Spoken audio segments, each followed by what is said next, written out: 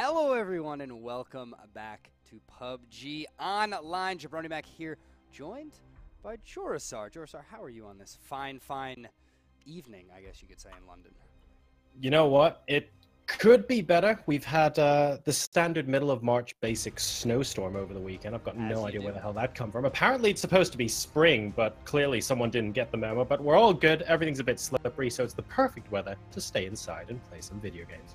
Oh, I like that a lot. The perfect weather to watch some PUBG. Today, we have the EU teams competing, obviously, because it is 2 p.m. Central Time. Our EU players are ready to go. Nighttime over there. And I have to say, it's one of those days. PGL's coming right around the corner this upcoming weekend.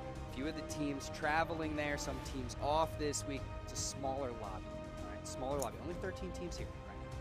And we saw last week, we had the same thing with NA. I'm sorry to cut you off. I was about to ask you, how do you think this is going to affect some of these teams? Is this the moment to grab the points? It's one of those really fun sort of scenarios where it ends up being a double-edged sword. You get circles moving in where teams will be knowing that there are fewer people contesting compounds in a first or second circle, for example. And as a result, you could see people leaving things a little later. And it ends up being a little bit of a high risk, high reward, because there will be more compounds available. But if the ones that everyone else grabs early on happen to be the vector you're coming in from, you're still going to get just as shot up. So I don't anticipate the best teams will be changing up their play style much more than usual. I think it's more the teams towards the bottom that are going to be grabbing that opportunity. Absolutely. That's what I like to hear. Now, unfortunately, it's a short desk here early before we start to game number one. But fret not, because Jorsar is actually on in-game casting as well with Daniel, Sandal, of course, Dudge. We have 4 of the PUBG Online casters actually headed out to PGL today. So, you know, it's a big time for the players going. It's a big time for the casters going. A lot going on, a lot of exciting things in PUBG. Now, Joro, enjoy game number 1. Keep an eye on Team Liquid today. Keep an eye on Tinder Guild and maybe even the Knights. But with that being said, let's hop right into game number 1 right now with Jorsar and Dudge.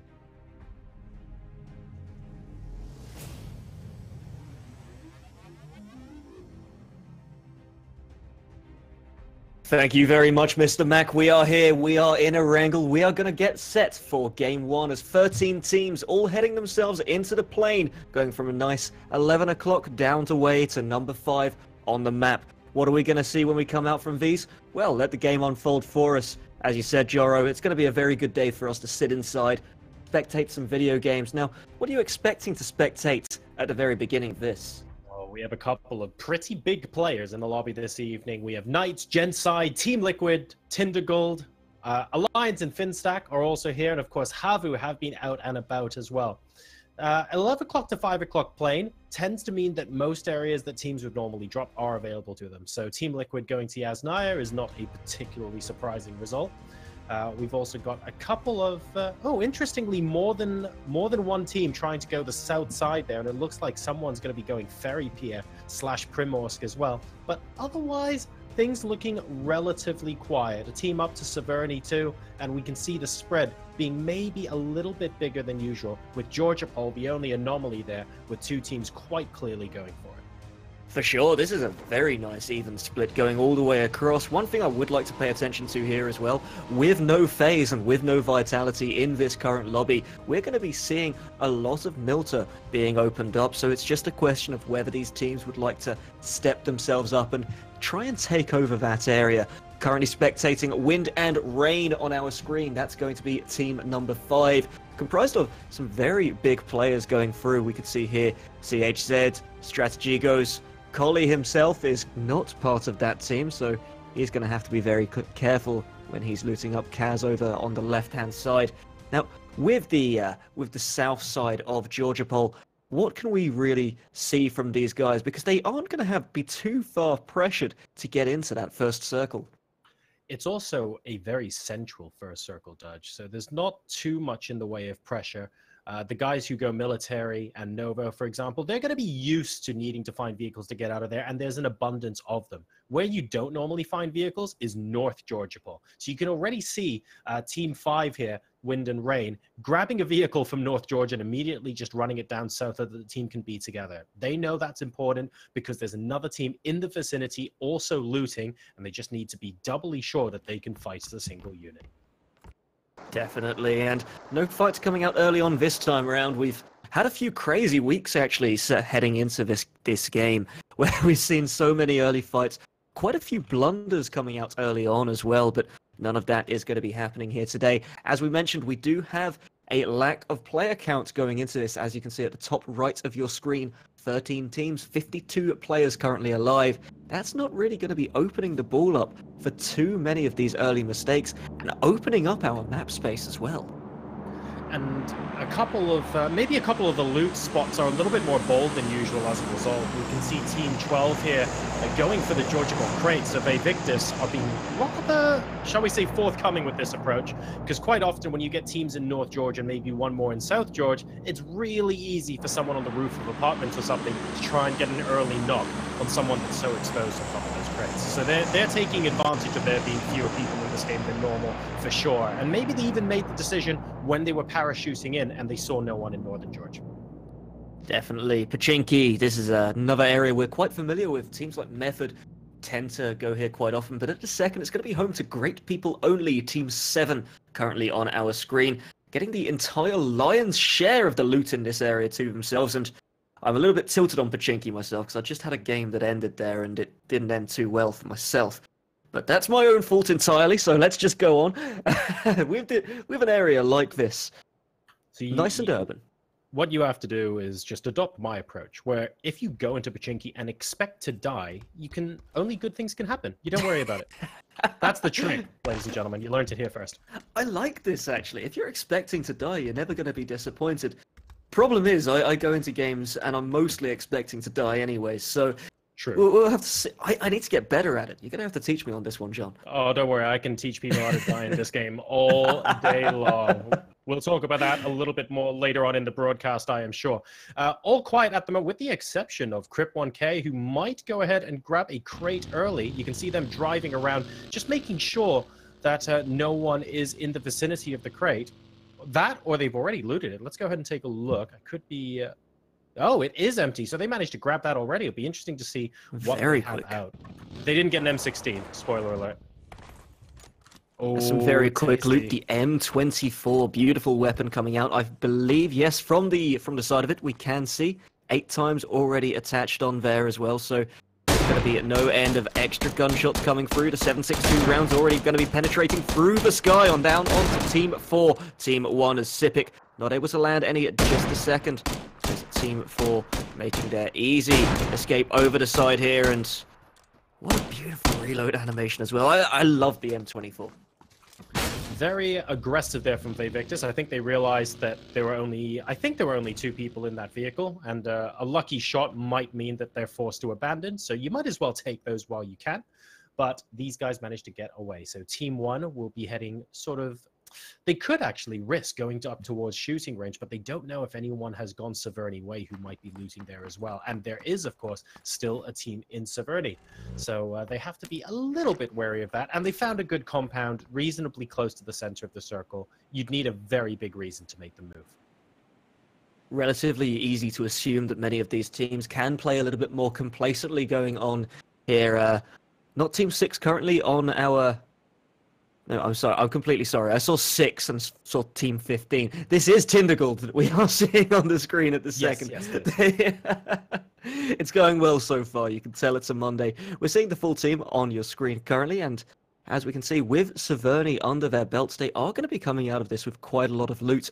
As we did see from the map earlier as well, there's not really anybody that's close enough to contest them when they're going to be making their entrance into the circle. Some wide receivers going out as well in the shape of Martin, who's moving a little bit further down. It's interesting that he's rotating around to the right-hand side as well. So quite clearly, several teams being a little wary of shooting range. Once you actually get in there, yes, there's a reasonable amount of loot you can grab, but it's also pretty much in a basin. A lot of the hills and sort of surrounding environment, there's a lot of good angles to shoot into shooting range is what I'm really trying to say here. So you have to be very confident no one is there before you park yourself in the middle of it. plenty of hills on the outside, so you can definitely assume that if anybody's looking over on the top of you and has that overwatch position, it's going to be pretty deadly. But we do see some rotations coming down already. Before the circle has even made its way in, and one of these rotations, Team 12, the Victus Esports, coming straight up on Great People Only of Team 7. Team 7 having the compound already available to themselves. They're going to throw out early nade. Going to take a huge chunk out of Eggboy, who's forced into a recovery position straight away. Hello Senpai now looking around the outside of this, not able to find anything just yet.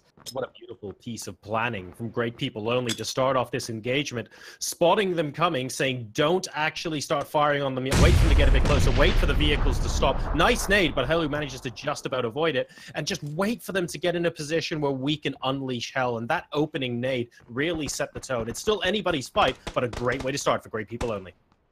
Well, this is going to be taking Great People Only up one currently, as that's going to be Collie taken down onto the floor. Medical positions are coming through. Sampula trying to get some overlook down on there, but he 8 times in close range is not going to be doing too much work for him. There we do see the res now coming through. Sampula has to reposition himself as the time has elapsed, and we are starting to see the retreat coming out from Team 12. The Vectors, or are they just going to move their vehicles? One thing I would say there, actually, as soon as they got the first knock, that's when I was expecting the second or third follow-up nades to come in. I'm a little surprised that we got 0 grenades flying out from Great People Only. I don't think they have none left between them, so that was interesting from my point of view.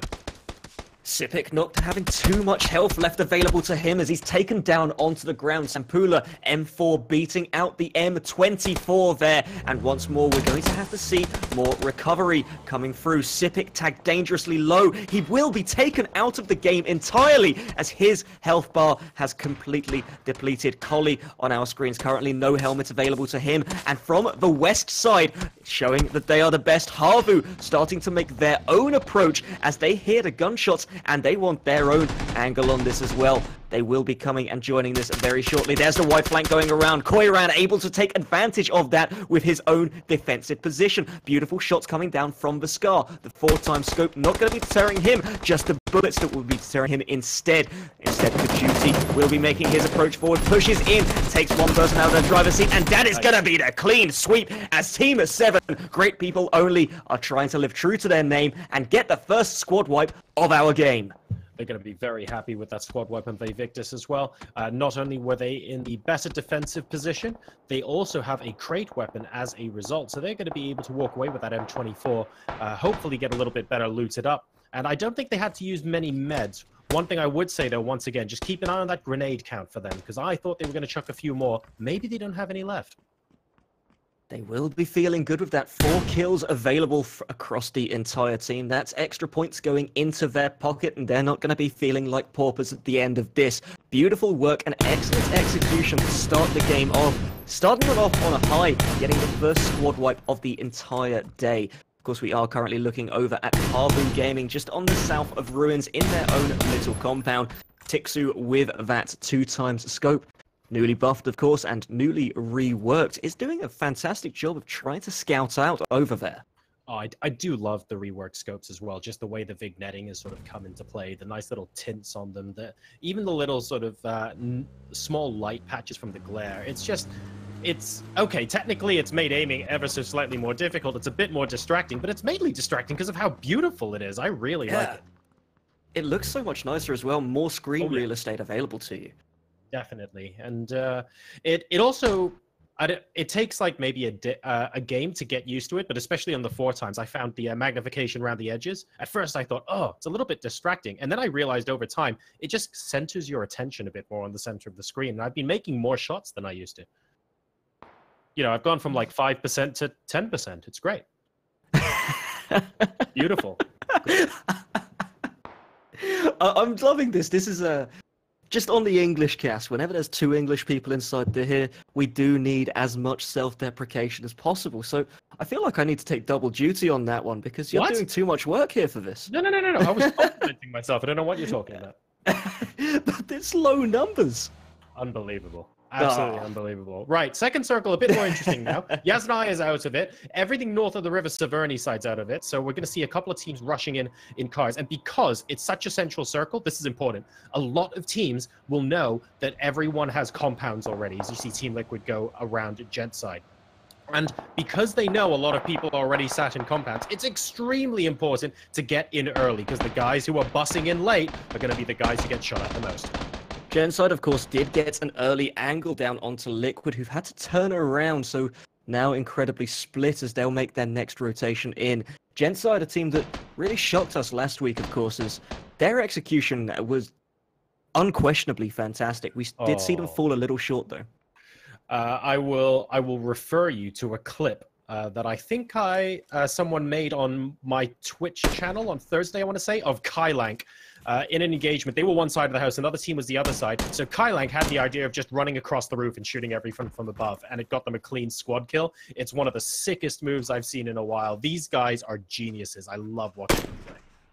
Definitely. They've got some incredible synergy going on within the team as well. We've seen this over and over again now. Whenever something happens, these guys just really on it. Taking a quick look back at Great People Only and their squad wipe. Look at that wide reception going on there. Beautiful work as they're able to just completely wipe everything. And the last kill there. A little bit of a formality, but previously it was using the smoke and feel like it's okay to go out into the open knowing that your opponent can't see you either. So taking those few extra steps, being a little bit more aggressive at the end where it counted, getting these guys the squad wipe. Exactly, and currently on our screens, Exalt Gaming, 24th in the standings. Udemy Fire, Brexco, Kronex, and Cup of Magic. Beautiful team, excellent work, but they are going to be going up against the Knights. Now, we all know just how well the Knights can play when they've got their game plan on. Roxic going to be running across here. Cup of Magic not able to land too many of those shots, so at an engage range like this, just over 100 meters, can we actually expect the all-in come through? Oh, well, high risk, high reward could end up being the name of the game here. And Knights, they're pretty handy in a fight, to be fair, and they don't mind going towards an opponent if they feel that's a position that they want to take. This kind of position, though, it feels a little bit more entrenched on the side of Exalt Gaming. They're going to find it rather frustrating to come in because if anyone third parties, they're in such an open position. We can see that with Havu right now. They're getting very close. Josky on the motorcycle, but he's going to be a daredevil as he goes through. Cup of Magic able to land the finalized. Josky going to be hitting a rock from the looks of that. Cup of Magic able to secure that kill, however, and just handed to him on a platter. Looks like Josky was going to be the player sent out on a scouting mission, though, so better for Havu to lose one as opposed to the entire squad on that rotation. And typical that the high scorer in this game so far is probably a motorbike. But then again, that's not too different from most of the other games. So, you know, as the game progresses... Certainly the games I play. Yeah, exactly right. But we've got Team Liquid in this game, so we can expect some bloodthirsty action. Actually, between them, Genside... Oh my... The bike was about to take two more there. I was worried. I love the physics in this game sometimes. We're not seeing any free-wheeled bikes, which is an absolute relief from me at the second, because, my goodness, those things... They tilt me off the face of the planet. Look at that. Down, boy. Straight through the wall. It was when the Dasher jumped that I got scared. There was going to be a chain reaction explosion there somewhere. You know in GTA when you spawn in vehicles and they just fall from the sky? Oh, I'm going to have nightmares tonight. That happens in PUBG. That is not fun times. Well, of course, we do have another crate drop coming in onto the map on our east side, which looks like it's going to be collected by Tindergold. Glur will be the one to pick this up. And is this the M24 we saw earlier, actually? I think it could be. It probably is. We took a look at that and didn't really see anyone with it. It's definitely not that. Yes, that's kind of my summary analysis of this situation. It's we didn't see a scar in the crate drop, don't worry. I suspect they're checking it, and either another team member got there before Vegler did, or they've just checked it and it's already empty. Potentially previously looted. That's what we'd like to go for on this one. But next circle has established itself, going over to the west side. As swinging over is going to be a couple of teams, Alliance being one of those, fired upon by Making Plays. They have a nice compound position, but they are still just slightly outside of the circle and will need to move in. One down is coming through as Sigsy taken out of his vehicle and taken out of this game by I Don't Really Mind from Havu Gaming on their anchor points. So not that many compounds actually inside the circle. The ones left of Team 7, Great People Only, might be ones that Team Liquid can consider. They're going through the Badlands at the moment, and they're going to be potentially suffering the same fate the last team did if they're not careful. Great People Only have definitely solidified a hole on this compound. They took out Vivictus Esports completely, remember, so Team Liquid obviously are an extremely strong team, and from results anyway, even stronger. Take a look at that. An average points per game of 83.4. That's huge, but there is no doubting that defender's advantage for GPO right now is also pretty big. One thing we have seen with Liquid especially, they have been able to take games over, just muscle out all of the competition and put themselves straight at that dinner table and collect that chicken dinner. Whether we'll be seeing them do exactly the same here this game will remain to be seen, as they do still have to fight through GPO coming off of the first squad wipe of the game. Now, a lot of our teams are starting to rotate in. We're seeing Wind and Rain up on the northeast side. They'll be getting a nice, easy approach in through the apartment side. Liquid, very split as well. Highlight getting a couple of shots off from Exalt Gaming, who are sneaking up the hill behind them as they were busy shooting at someone else. So they're extremely close by and fighting up this hill. Smoke's coming out for Gent side as they look for position. I think they're going to go back into the yellow houses and force a little bit of a retreat and a rethink on the part of Exalt. They don't necessarily want to rush in here without being able to get 2 or more angles. Brexco looking for an angle, but Gent side have all very cleverly stayed to one part of the house so far. Highlight going down, though, could be the catalyst they need to push in. He's going to be burnt out of this entire game very quickly. We do see Exalt Gaming slightly split apart, but that split has enabled them to get 2 downs and an instant advantage going forward. The Knights will be the team to actually secure that kill. We're seeing them just off the southwest side on the minimap. This will be Exalt Gaming, however, taking this as their opportunity to move in. Andrea and Eggydorp on the inside of this compound now, but there's no real pressure on Exalt Gaming. Gent side know that they don't have the numbers advantage anymore, and Kailang's loot is going to get split relatively peacefully. You're right, Gent side could double down and try and stop them from getting this close, but the reality is they have to stop and wait. And now they are being surrounded. It's always difficult to push into a compound. You never know exactly behind which door someone is lying. But Gent side at the moment, they're running out of options. Exactly, definitely put down onto the back foot, but the Knights will be making their entrance in that entire west side, which is now going to be given to them in terms of the next circle. Look at that line out. That is a wall of death. That's going to be so difficult to penetrate from either of these 2 squads, Exalt or Gent side. If I was Exalt right now, I would make a run for it and allow Knights to deal with the remaining 2 members of Gent side. Pushing that compound with 2 people in it, you know it's a 4v2 situation, it's not worth the risk if you know there's another full squad waiting to attack you straight afterwards. I love Knights positioning so much. They heard the gun battle, they realized what was going on, and they said, okay, let's get in position. They haven't fired shots at Exalt yet, by the way, but as soon as they do, expect Exalt to run. Bear in mind, Knights actually did chip in on one of those 2 kills, so they definitely know one's coming in. Draydon going to be taking the opening shot since this. Brexco taken down onto the floor first. Kronex able to get some recovery behind the back of that tree. Drayden forced back in as the repeat not going to be going in his favor. To the left of him, Udir may fire as well. Kramer on the wide flank, trying to receive once again and trying to find any of these angles that he may be able to shoot from. The lineout is continuously evolving here. Gent side are going to see this in the kill feed as well. They will know that the team that was suppressing them are now in a firefight with someone else. So they're going to be potentially timing when and where they're going to be running. They're listening to where the shots are being fired from. At the moment, they're north of the compound. That might encourage them to run south, but there are 2 members of Knights south of them as well. Kramer getting very antsy, and his impatience will actually pay off here as he's able to get the opening finalization of a kill there. Udir Mayfire next in line, but Kronex did present his own back. Kramer now forced back down the hill as he's moving just outside of the circle. He will get a different position, and that re-peek could be deadly later on. Survivor up to the top of the hill. Voxic next to be lying down as Dradon and Kramer will be holding the angles, and Dradon will be securing another down. Situation going from pressured to significantly worse for Exalt Gaming now. They are looking for ways to survive, and it looks like one of their options might be to go through Genside, or at least go around the other side of this compound. This is not a fun position for them to be in. Take a 2v2v Genside or take a 2v4 versus Knights. And the Knights, their split is actually allowing them to pressure from both angles. Genside able to secure one kill down onto Udir Mayfire, leaving Cup of Magic out to dry now. He's just outside of this compound, and Genside will, as you mentioned earlier, take this as their own time to vulture up on a couple of these kills. They do have a window to exit from, and they have a fairly decent entrance to the next circle, if you consider them having to go into a 2 versus 4 as decent status. Exactly right, and Cup of Magic trying to convince Genside that there definitely is nobody here, but Genside, of course, suspect that there is someone in or around the next house.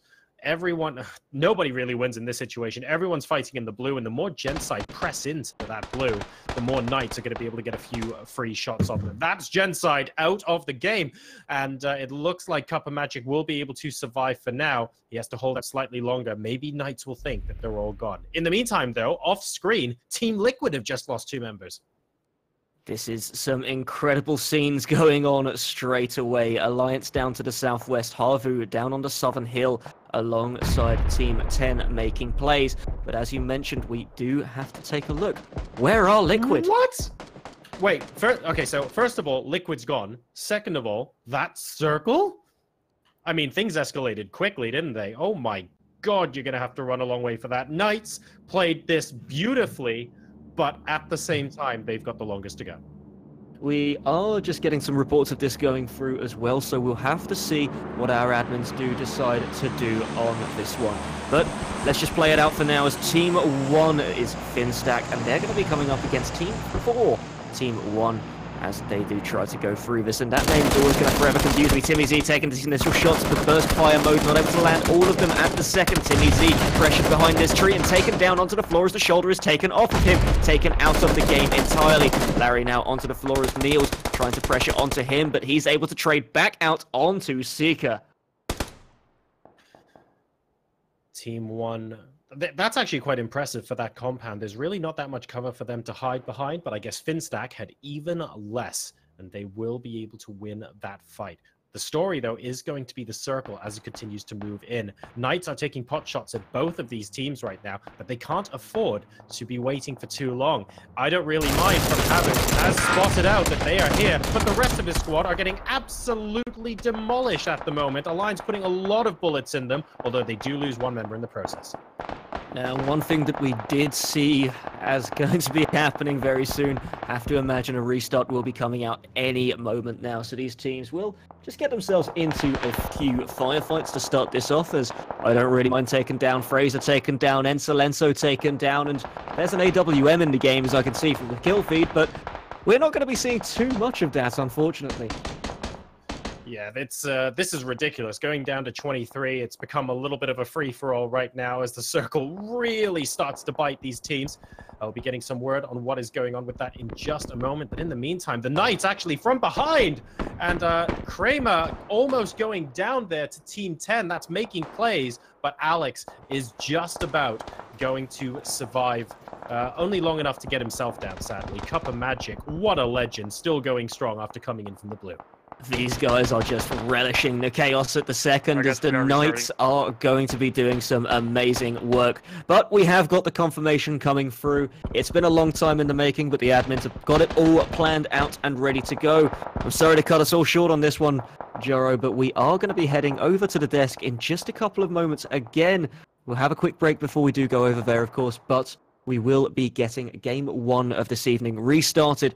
As you can see there, the game did kind of skip a circle. So I let's keep did this think fair. that, yeah. That did escalate. I believe our first words were that escalated quickly, and this is a delightful circle. I'm very happy to watch this play out, to be honest. But it's okay. We'll get the lobby up. There we go, boys. We'll see you guys very shortly.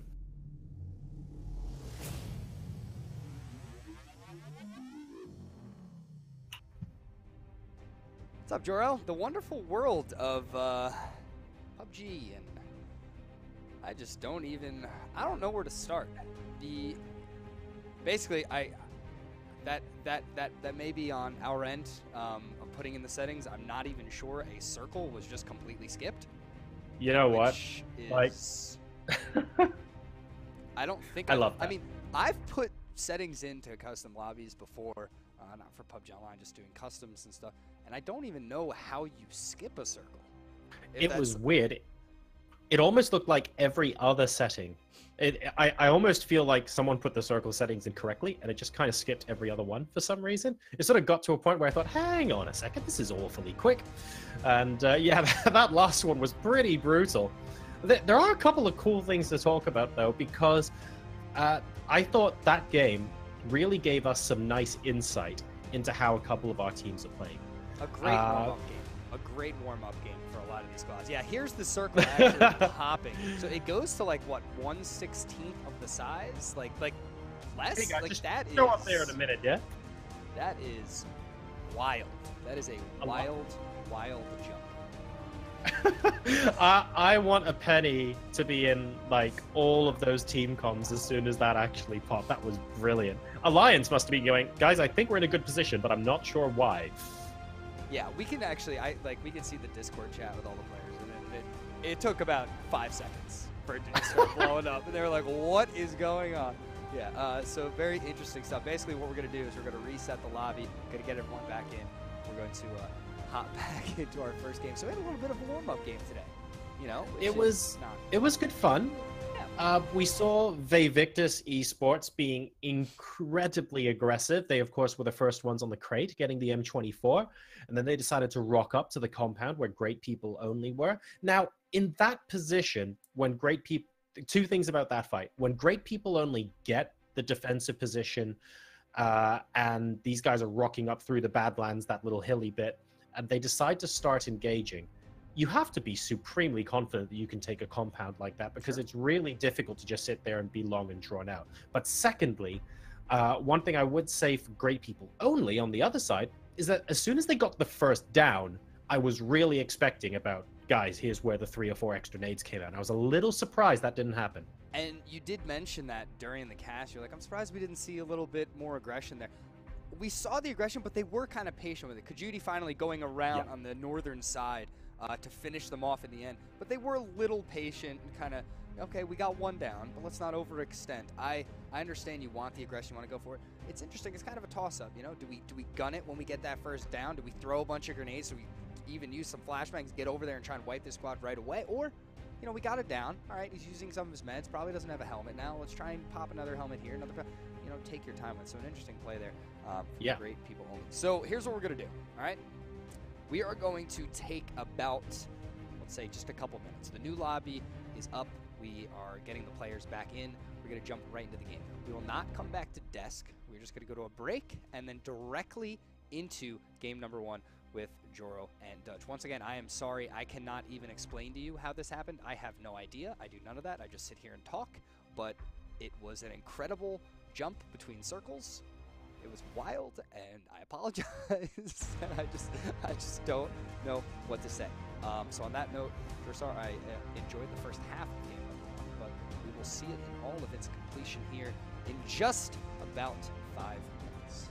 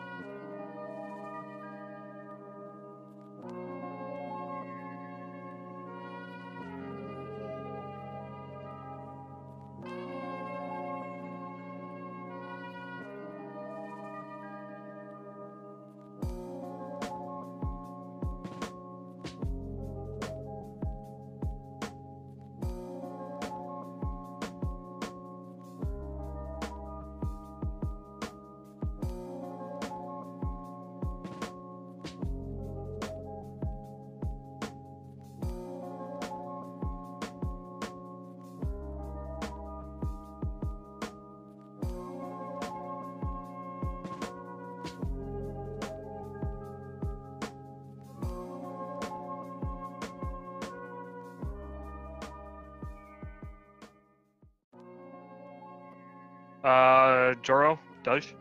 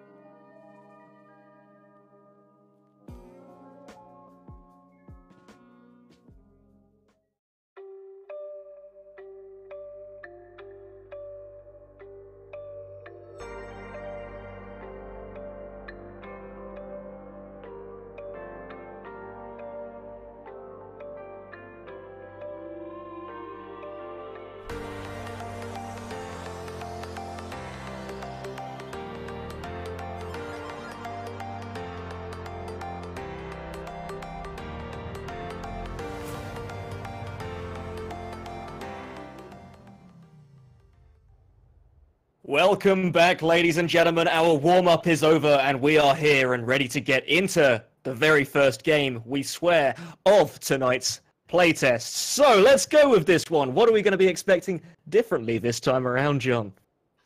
I don't know what you're talking about. This is game number 1. Right, so we've got a 9 o'clock, a 3 o'clock to an 8 o'clock plane, give or take, and we're actually cutting out a reasonable amount of the North George, Stalba, Kameshki, Zaki kind of drops, which means we might see some of these teams go plan B. Knights dropping very early on indeed, and from the looks of things, looking to make Lipovka their own, so dropping very quickly indeed.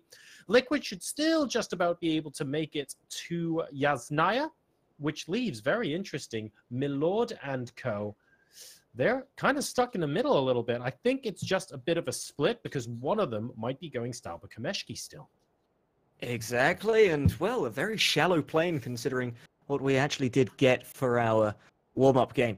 So, the Knight's going to be taking something slightly different. Once again, as you said, Lipovka and the surrounding areas, but much more clumped up this time around, as opposed to the very even split that we did actually have in Game 1. Liquid have found themselves a vehicle and will be heading over to Yasnaya, so no extra change really going through from these guys.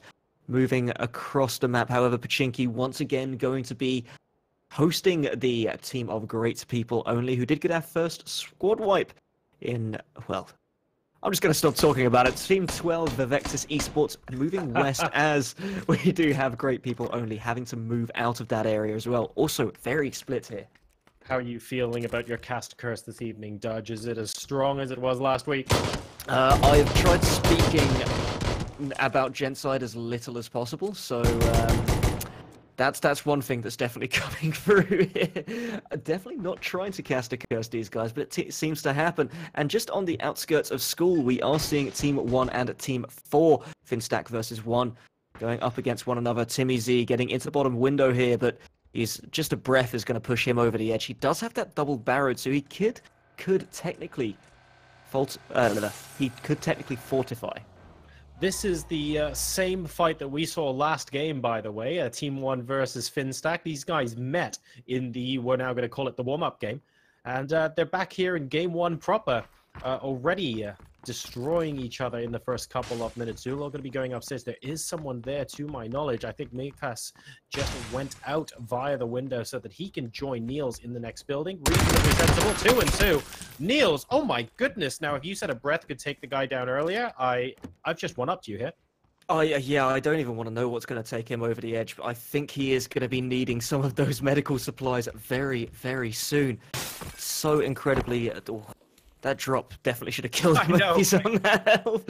But there we go. Now moving swiftly backwards. He is getting himself fortified behind this broken wall, but Zulul and Timmy Z both incredibly low. We are seeing backup coming in from the left-hand side. One more player from 1 is going to be entering the equation, and I am Larry, fresh pair of legs and a very fresh health bar on him. This is problematic because Niels does not have any meds, as you guys can see. He effectively is on a 0 health bar right now. A graze from a fly will take him down right now. So this is an awkward position to be in. Mikas can't do too much about it at the moment, but with this backup, I think Larry going to be able to come in from a second position is going to give these guys maybe a little bit more in the way of confidence to try and push up. And going around the warehouse seems like a very sensible thing to do right now. Yes, trying to get a different entrance in. He does see the vehicle there, so he is going to be aware of anything he can. Zulul taken down in the background as Raz Mickey joining the fight from a different side. Look how far away he was there. Beautiful work, Timmy Z. Oh, he is going to be very sneaky. Oh, he misses both shots!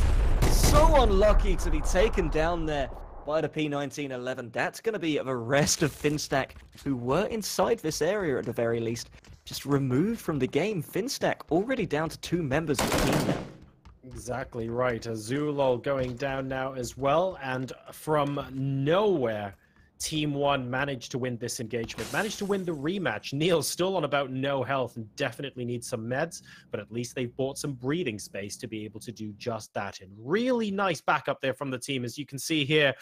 Oh, a whiff to the left and a whiff to the right. But we're talking by centimeters here from Timmy's, but that is going to be enough to, unfortunately, mean the rest of the team goes down. Exactly. Tiny, tiny readjustments, just a little more than he needed to make there. But we haven't spoken about this circle yet. Should we try and leave that one out of the equation as well? Or? Oh, circles? No, I don't deal in circles anymore. Not anymore. No. They're part of my distant past. I've left all that behind. Well, Circle 4 was a part of the distant past last game around anyways, but moving swiftly on. Already a couple of people in and around the water, because we do see ourselves most likely going to a Sosnovka Island. Maybe not necessarily finish, but certainly close to here. And Havu, unfortunately, I don't really mind, has landed right next to Team 7 in the compounds. That's not going to be good news for him at all. Great People Only are already occupying this part of the map. And the rest of Havu, I don't think, are coming the same way as well. So he's going to have to lay it low for the long term. And a very short but sweet desk segment in between. You did actually mention that we got an idea of how these games are intending to play the rest of the evening out. We're seeing something very different this time around. Do you think that's just an adaptation to the circle that's been dropped? Because nobody's going to be liking this circle. This is not the most fun circle based on most teams' plan A, for sure. But I think we can take a couple of things away from what would be our warm-up game. Gent side are going to be pretty happy because they were effectively sandwiched. Knights played the strategic game perfectly, taking their time and working out what their position should be late on as the circle comes by.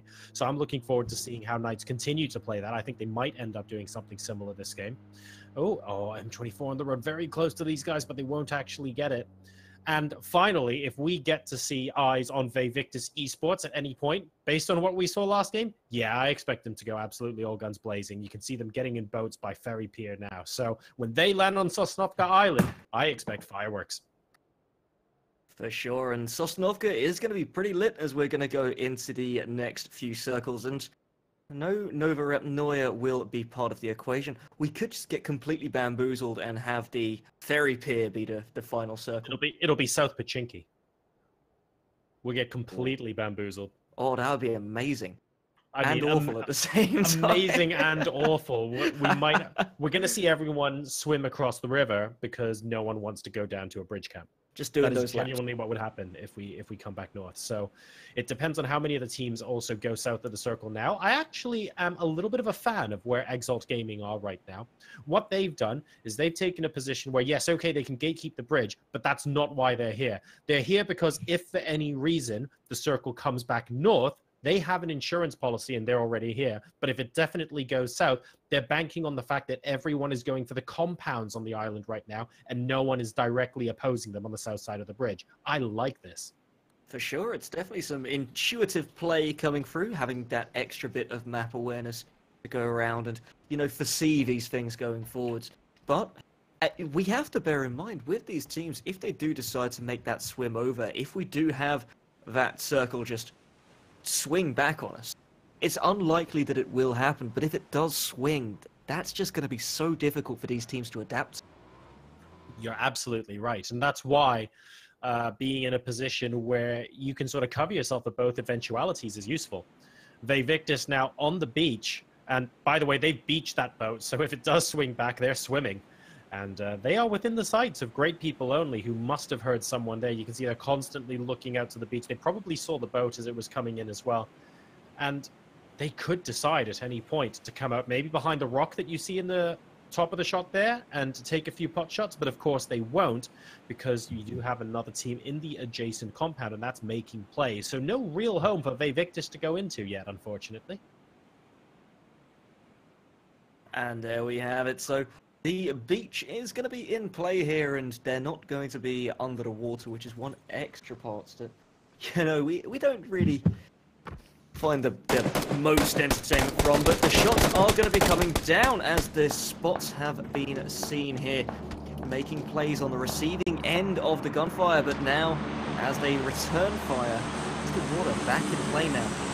I did say we'd see fireworks, but I didn't think they'd be that short-lived. To be fair, that's a good play from Vevictus. I think if they stayed and tried to return fire, if I were Great People Only, I would see if I can sneak out of the house and try and steal a couple of kills from making plays, who are in a far, far better position than Vevictus, who had no cover at all on the beach. So they don't want to have to go to water, as we saw in the warm-up game. They are very much an aggressive team, and they would love to take a fight. But those kind of odds may be just a little bit too silly. And there it is. You don't want to go too far ahead of yourself. Getting too far ahead of yourself can get you killed. Alliance, they're not going to be going anywhere at the second. They have a lovely compound. They're going to call it their home. They're going to pay their mortgage. Hopefully retire there if the circle does land on them as well. So they've got nice neighborly love going in with this one too. Also, one vehicle should they have to actually move out at any moment's notice. And I believe that's still in the spawn location. So if they wanted to, and I'm not saying they would. Oh, hang on. 2 more UAZs. Okay, those definitely aren't spawns. They're not in the spawn. Definitely not spawns. They could just close the doors and bait someone in. That would be so much fun. Do you like doing that? I love doing that, but very few people actually fall for it. The best is when you're able to get the 3 separate vehicles into one of the small garage buildings. Oh, yes. And then somebody comes over, just walks around a corner, goes into loot, and you can just imagine what's going through their head at the moment when they see 3 vehicles parked up inside. You can there. hear the scream. Oh, it's delightful.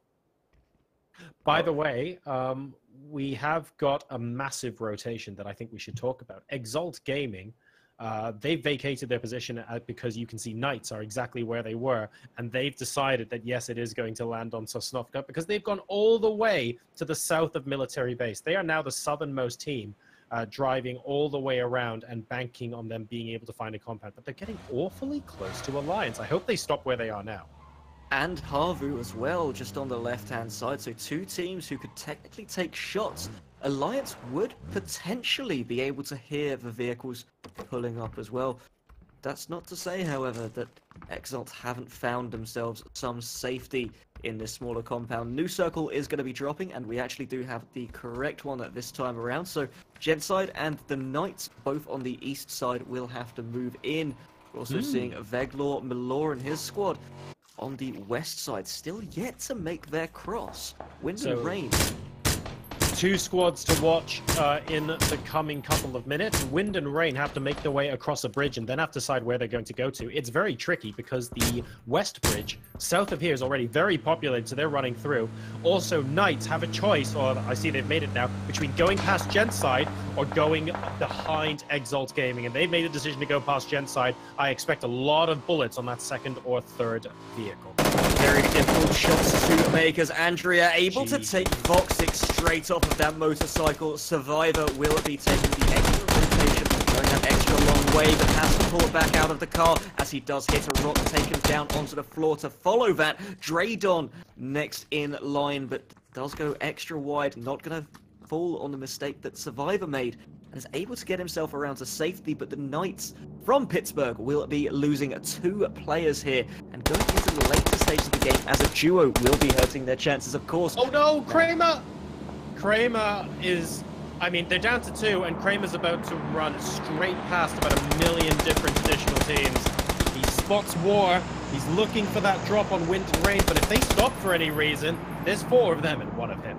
If they stop, they will have the best chance of playing here, and there it is, as the motorcycle just stood itself right back up. Kramer taken down onto the floor as Strategos able to take him out of the game. Now only 1 player from the Knights is remaining in the game.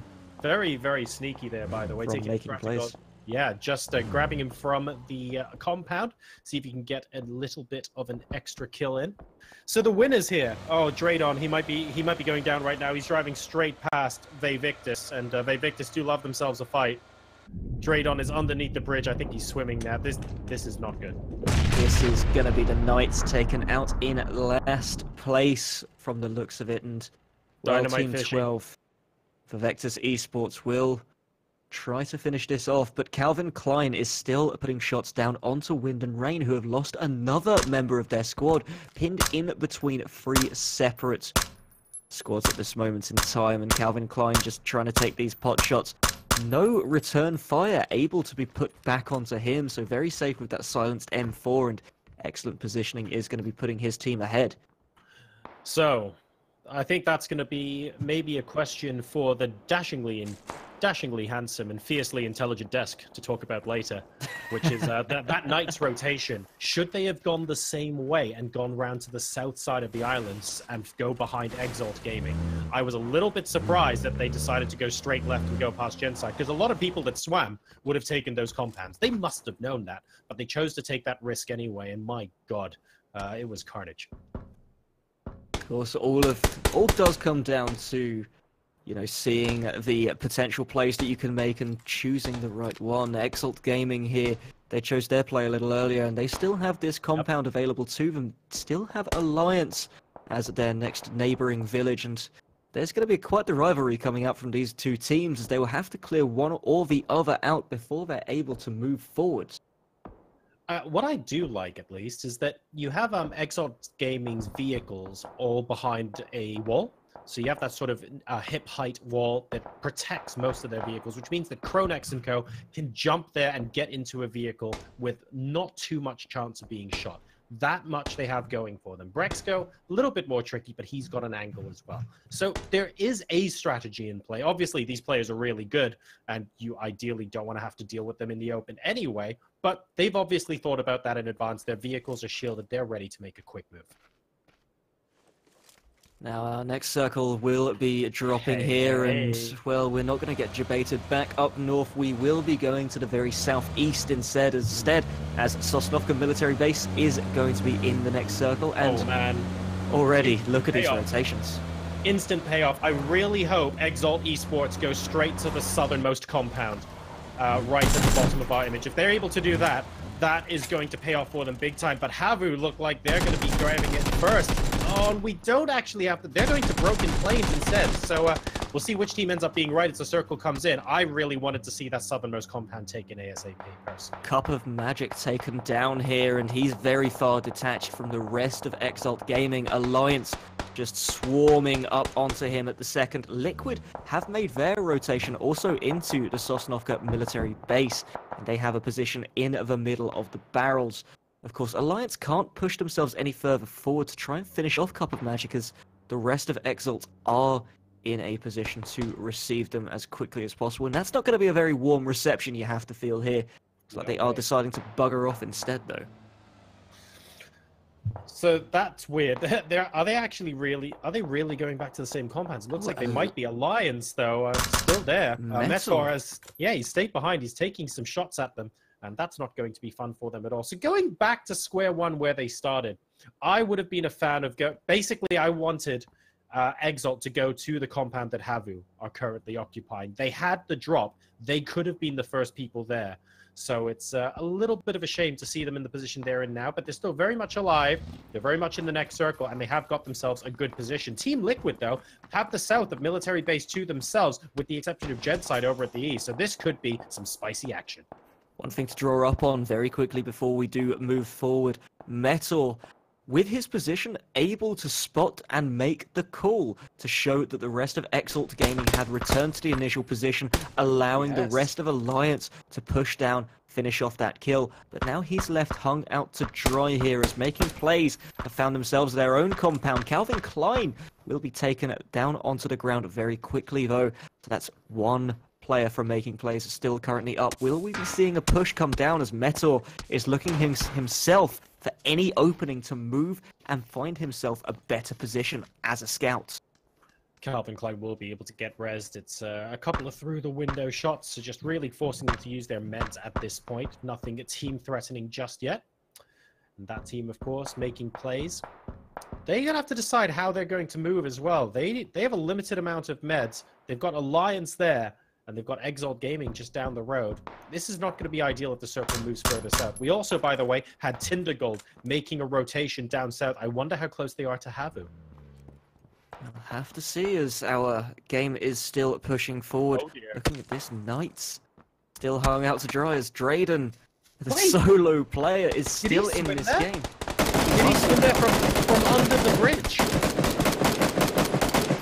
He's going to be getting some swimming buddies very soon. Neil's taken out of one boat, and Rasky also blown out of the boat. That is going to be very painful on them. Still 13 teams left alive here, but we are down to 37 players. Now, Team 1 down to 2 people. Draydon, the last person alive. Okay, he might have gotten in a boat at some point, and we must have missed that, but that's an awful long way to swim. So, he actually picked up, looted up by the looks of things, just taking a look at what was on offer. Doesn't want to get too close to there, though, in case someone hops in the other boat and takes a few shots at him. And here we go. Replay of what went on there. Really nice headshot. Crouch, headshot, right back where you came from. Classic. Beautiful peek, and not even revealing too much of himself. The gun comes up, and at the moment it can be fired and hit the head, that's exactly where that bullet's going towards. Now, our next circle presenting itself to us, Havu, the only team inside that compound. The compound you called out earlier as well. They have such a beautiful position here. They will not need to move for quite a long time now. Exalt Gaming won't be happy with that. They'll know that they had an opportunity there. And Tindergold have managed to get themselves on the beach, by the way, and I believe they're in a compound very close to Havu. They are going to be the next guys inside the circle as well. Oh, pardon me, they've got the cliff area as opposed to the compound. Just one person in there, and he could get collapsed upon at any moment now from great people only who are approaching this compound. Vegler has to make a lot of noise to scare them away, otherwise he finds himself in a 1v-many situation really quickly. And look, you can see the rest of the team coming back now. He's alerted them. There are people here, and he's escaping. Good move as he's going to be moving out, taking a look at the wider picture. Liquid not having the best of times with that DP28 not doing enough damage here and not actually hitting the shots. Vegler will have to reposition. Lots of noise has been made, and he is going to be the last remaining hope. No, he's not. Milor's still in as well. I'm sorry. We used to have the team list down in the bottom left. On the bottom left. Right, yeah, that's gone now as well. They've kind of got that cliff area, and I was expecting the Lord Taylor and co to sort of move into Vegler, but it looks like he just about managed to scare these guys off, which means Great Ones Only. Ooh, double drop. Great Ones Only are going to be moving on out. Unfortunately, they're moving out into what looks like a massive cloud of smoke and fire. Sampula has effectively erupted at this point, and they are out in the middle of no man's land. Double crate. I want to see what's in that. Difficult position for many of these teams, and it's beautiful. Just nipples on the landscape. That's going to be the M249 with a level 3 helmet, alongside an AWM with the AR suppressor. Not something we'll be seeing going onto the AWM, of course, but just need a hammer. Always. Yes, the hammer. Maybe a little bit more than a hammer at this point. Just somebody's level 3 helmet to bash onto their head with. Exactly. It comes with one of those IKEA-style picture sort of instruction booklets. And there goes Sampala. That's unfortunately just really far out into the open. They didn't really commit to trying to take the compound. They heard the one DP28. That was enough for them to rush out. And they're down to 2, but with no home to call their own. We do have to question the information that these teams have as well. If they'd have known that it was just the one player giving them that such a warm reception, they would have happily fought that in the 1 versus 3. Yes. DP28 making more than enough noise to try and pretend they're 2. Small dog, big barkers, war, or wind and rain. Strategos trying to move through and navigate himself into a better position, but that's not going to be going too well for him, as Sipik will be taking him out of the game entirely. Scoom does pick up a kill on the other side of this compound as well. But that's just the one player from Liquid alive at the second, so very difficult position for them to be in. But we are now into the top 10. That doesn't mean too much, considering this is a 13-team lobby this week. Draydon has fought so hard, but he needs to stay alive just a little bit longer. He's getting shots at him from several teams, unfortunately, and Larry is going to be the person finishing him off. Gentside, by the way, were the only people on the eastern side of the circle, which is why they were happy to stay out in the open. Havu are taking a couple of shots at them now, but generally speaking, they're fine with moving up north. 4 different teams in the Broken Plains as well, and Havu, once again, have absolutely nailed this compound, and they're going to be fine for the next circle as well. Broken Plains, not too bad an area for cover, but definitely not a large enough area for so many teams to be part of. Scoom is trying to fortify his own position, and this man can do a hell of a lot of work no matter what gun you put into his hands. He will be just trying to even this out over onto the west side. One nade does come down. Not gonna land at the second, so Scoom's chances and Scoom's hopes here in, well, 1 versus 2 on both sides. Very difficult position. He won't have a choice but to pick his battles in a moment. He's going to get pushed very shortly by Exalt. They know they have to move into this position. They're not 100% sure how many people they're facing, but they know they have to go through them to get into the next circle. So the grenades coming out. Kronex maybe taking a bit of a wide angle. Very dangerous to go outside of that fence, by the way, because the sight line just goes so far that anyone with straight aim can take your head clean off as soon as you move out of there. So super risky if they go that route. Scoom pre-medding there as well, making sure he's going to not, or at least try and mitigate some of the damage going his way. Does have to slow aside the circles, definitely looking down onto the team that's oppressing him in the second. Fraser in the 1 versus 4 versus Genside, but Team 12, Vectis Esports, could also play spoiler just on the very far east side of the Broken Plane position. Not taking any shots just yet, not revealing their position, making sure they have stock of the entire situation before they present their hand of cards. If making plays actually go down, then that would leave a potential opening for Scoom to run in. So they're sitting pretty at the moment. Scoom kind of needs to run for the next plane, and he would actually be okay as far as the circle is concerned, but he needs time to. And look at that. Kronex goes to the outside and is downed. One of about 12 different people taking that shot. It's really difficult once you're outside of that fenced-off area to cover yourself from, well, multiple angles at once. Multiple angles being worked with by many teams at this moment in time. Our circle is still shrinking, so we'll have to see where the next white circle does take itself towards. Vic just peeking this corner. The idea that each and every one of these broken planes could be housing a whole ton of players for this moment in time. Andrea taken down onto the floor. That's going to be one return coming through onto Eggboy as Scoom is able to take Udir May Fire out of the equation. Team 12 make it, sorry, the Vectis Esports on the receiving end of a grenade at the second. Is this it? Oh! The knock. Nearly. One more could actually take them all out. That was Scoom taking out Exalt Gaming, by the way. Here comes Eggidorf. Oh! Yes, managing to get one more, and he does indeed. And that's Vectis Esports out of the equation as well. That is not a position they wanted to finish in. But they didn't really, to be honest, have half as good cover as they did last game. So unfortunate for them, but a fair result for the fight, I think. Eggidorf, an absolute beast coming through here, just able to get himself into a very comfortable position, take that peek, take the second peek, and then kill with the third. Fantastic work coming through from him, having the presence of mind to keep himself nice and calm throughout that entire thing. But still, Genside with 4 players, taking a look down onto making plays. Haven't I did it once there, but making plays. Fraser not able to land all of those shots, and he gets returned onto so quickly as Vic just able to nail that one.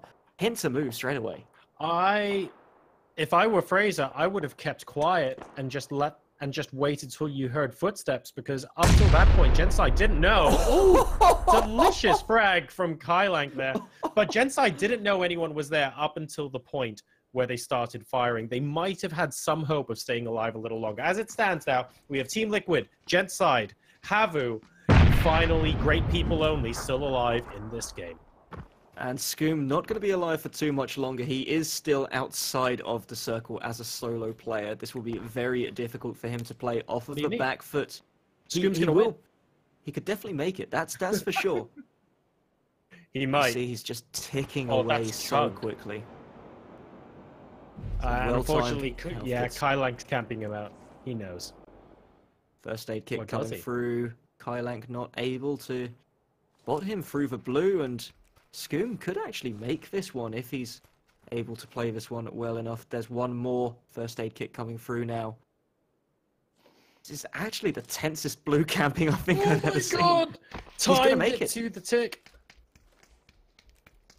Putting the gun away. He's made it. Oh, Scoom, what a god. Oh. Wow. Wow. Way to crap on everyone on the stream, Kylank. All of us just let out a massive cheer, and then thanks, bro. By the way, Kylank did a good job camping that out. Like, he did do a good job. But still. We've got to be fair as well. Scoom able to secure himself 4th position as a solo player from the back foot. And as a solo player, just being able to do this consistently, that's actually where we're seeing a lot of these Liquid points coming through. Even when they have a quiet game, they are consistently placing high. That's very true. And consistency when the chips aren't going your way is arguably almost as important, if not more important, than winning games themselves. You can win 2 games and finish 14th in the other 2. That doesn't give you victory on the day. So we have 3 teams now. Havu, Gentside, and Great People Only. Great People only down to 2 people. They're very happy for everyone else to fight it out right now. They just want to play the survival game. Everyone else, though, a little bit bloodthirsty, and Gentside have really looked on point. Gentside still with 4 players left alive. 10 total kills under their belt, and with still another 5 players aside from them, they could be finishing this out on 15 kills if they play their cards right. We're seeing them currently 12th in the standings overall, so definitely room for improvement here. Havu also a 4-man squad. Definitely all for the taking.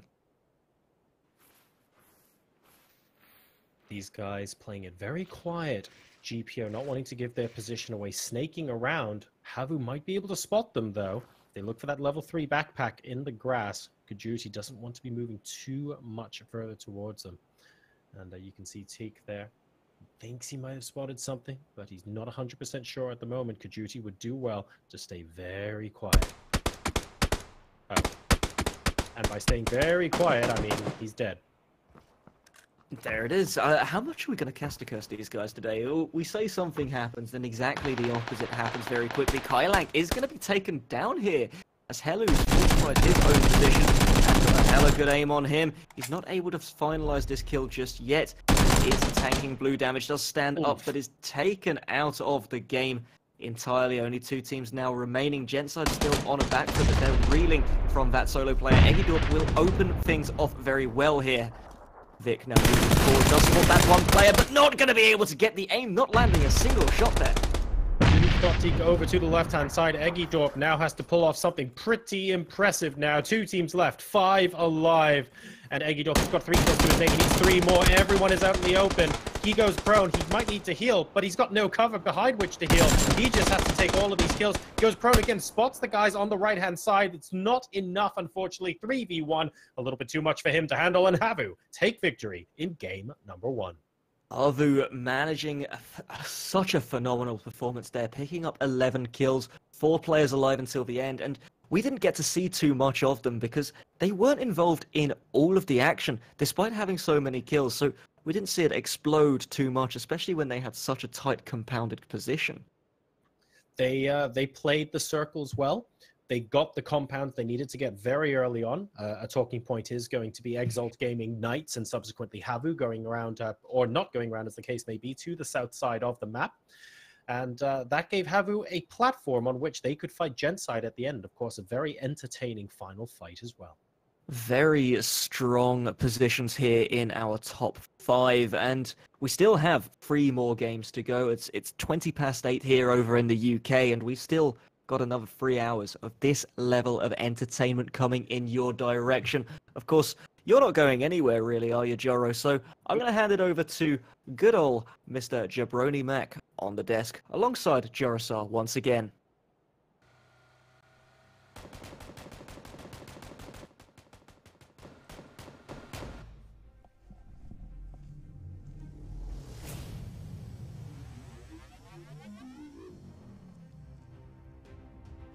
Thank you very, very much, Mr. Daniel Sandel, of course, in game number 1 there with Jorosar on the cast. Now, I have to say, Joro, I have done it many, many times before. Many times have I said I love Havu Gaming, and I love something about the way Havu Gaming moves around the map every single time I watch it. We have the overhead, we have the bird's eye view, and it is a work of art, let me tell you. So they come out on top. A beautiful game, a beautiful performance by them.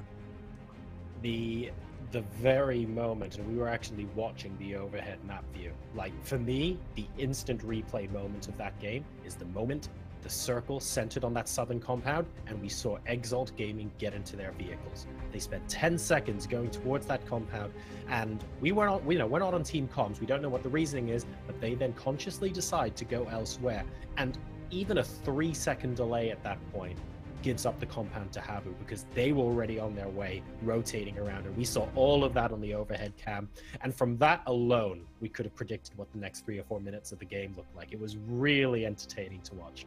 Yeah, absolutely. And a lot to talk about there. First of all, I mean, we have the military ending, we have Scoom and his plays, we have the two prones coming out of Exalt Gaming there at the end, or I'm sorry, Great People Only there at the end trying to make a play, being spotted out. But it is Havu. They do grab the win in game number 1. Now, of course, 3 more games here today. A lot of excitement for EU. And, of course, this is week 5, Joro. There's only 1 more week after this, and then Split 1 is over.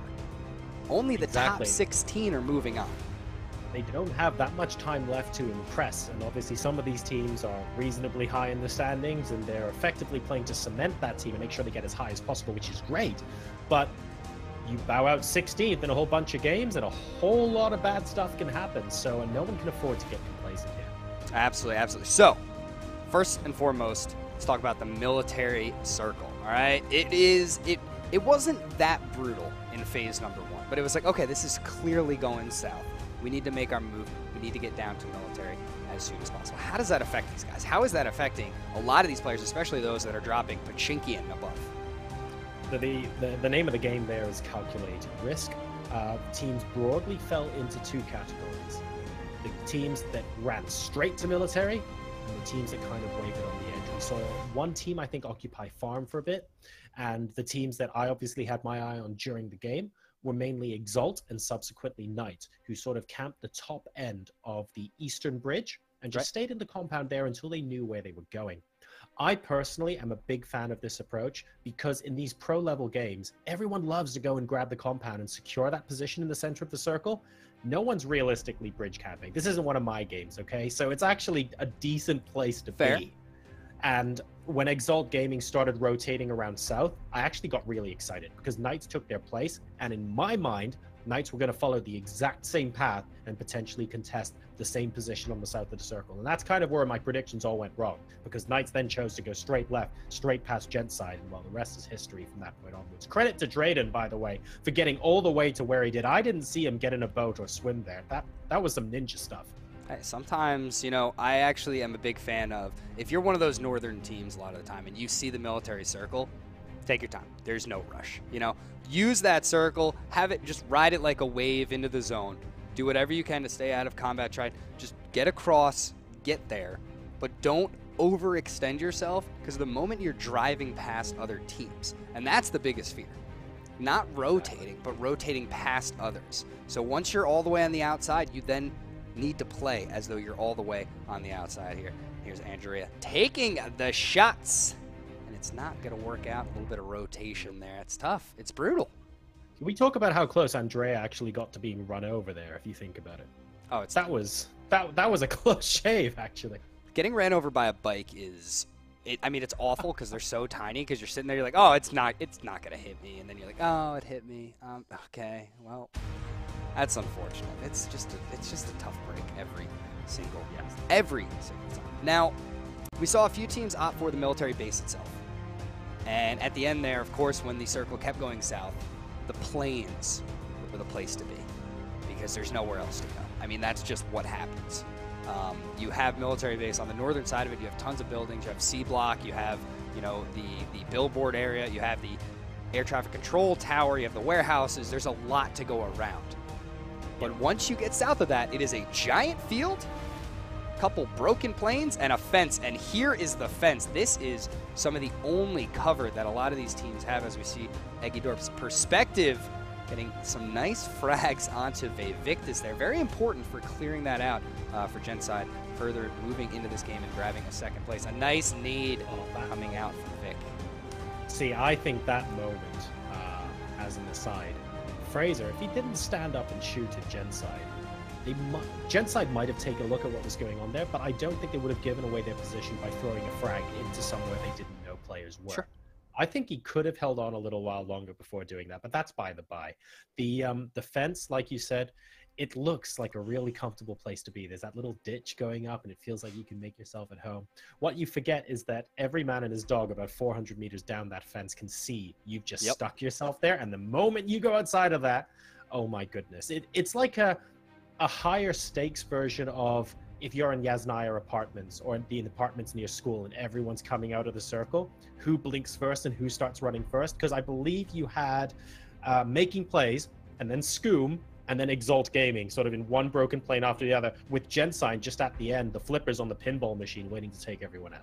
Yeah, and it's one of those things with the fence, exactly like you said, like your vision is all the way down that fence. It's not like, oh, you know, it's obstructed halfway. No, there's no obstructions. It is, if you are on the fence and someone else is on the fence, you can see each other, and that's it. There's just no way around it. And in that situation, when you're moving north to south, you don't want to go past the fence because there's nothing. You don't even have a fence. You just have absolutely nothing. So all these teams opt for that and use it as the cover, and it just gets stacked, and it turns out to be a huge, huge bloodbath. And I think Gen's side there, they were actually on the eastern side, south.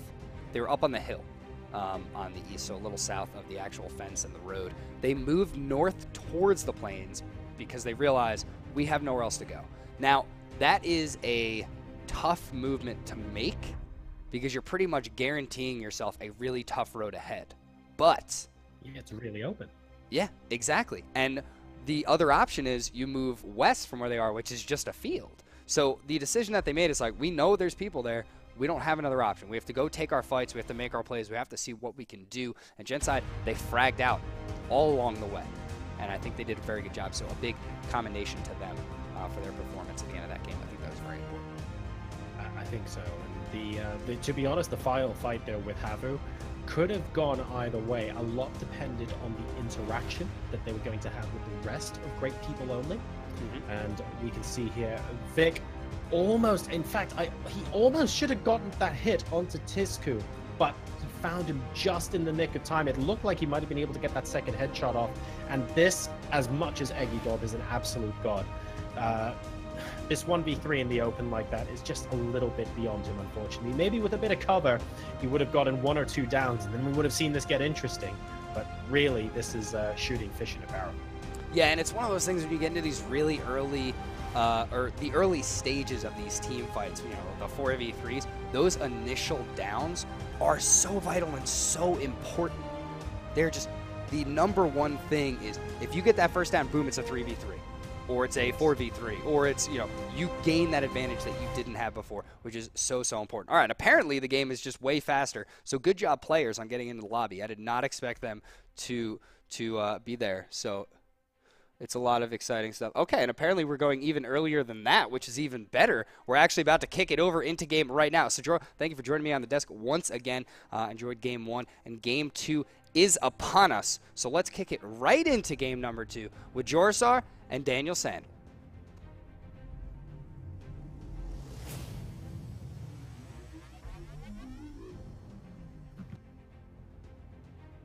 Thank you once again to the desk and to our producers wasting no time to get this action on the road, because after game number 1, I want to see more of this action and I want to see this as soon as possible. We've got another even plane path coming through. 9 o'clock going all the way over to 3 o'clock. No 9 to 5, no way to make a living, but these guys are going to make a way to get a killing. Now, how are we going to be looking for this one, Joro? Your career in rap has been curtailed ever since. I commend the effort, 10 out of 10. Liquid, I'm going to guess, might be going for somewhere close to Yasnaya. I like that Havu are actually heading down to Primorsk, and immediately when they've noticed that no one else is coming out of the plane with them, they've gone, hang on a second, we might be able to spread out a little bit more here. So maybe they're just going to be going to the compound on the left side of the map and then end up at Primorsk as well. So they've got a lot of space to play with where they've landed here. Pachinki looking like it's not going to be contested. I don't expect Hauzera to stay where he is at the moment. We have more teams going up to serve. This is all teams are going to be landing all over the place. South and North George Hospital, they're all currently occupied. So this is a nice spread, and it means that we're not going to see too many early game engagements, but we will get to see what these teams want to do when they spread out and look into the mid game. This is plan A all over the place. We still do have to wait on Circle 1, of course, to establish itself for us. So when we get that, depending on the extremity of the circle, we could be getting pretty much anything out of this game. But as you mentioned, teams pretty much all over the shop. And with that as well comes the extra added ability for these teams to create themselves some nice space, get that early loot in, and just move very quickly forwards without the pressure to be you know, getting into those early engagements and then go forward with perhaps less equipment than they might potentially want. Lovely circle. First circle here, almost all encompassing the left side of the map. Not going to be a massive issue for military base because no one's actually ended up dropping there. We were just taking a look at Jerpsy, the only person on the European server to drop school and not have to fire a shot in the first 90 seconds of the game. So I'm sure he'll be enjoying that silence as long as he can. Lipovka is being taken by Knights. Gentside in prison and close by. Drayden, if he's not too careful, or if he's looking for a little bit of extra loot before the circle comes in, might accidentally find himself upon Andrea. The team I'm taking a look at the moment, Exalt Gaming. They're in and around Milta, but we would hope that they would find a vehicle and go on the southerly roads down towards, sort of towards Quarry, if they want to make sure they don't come across Gentside. They must know that there are some teams here in Milta. Exactly, and Milta actually being looted up fully this time around. Kronex having the lion's share of all of that. Going to be pushing himself forwards into the game. Beautiful work. Start this off. Team 8, as you mentioned, Exalt Gaming, still also having the Milta town to themselves. Quite difficult to loot an area like this. It's so bitty, for a lack of a different word. It's...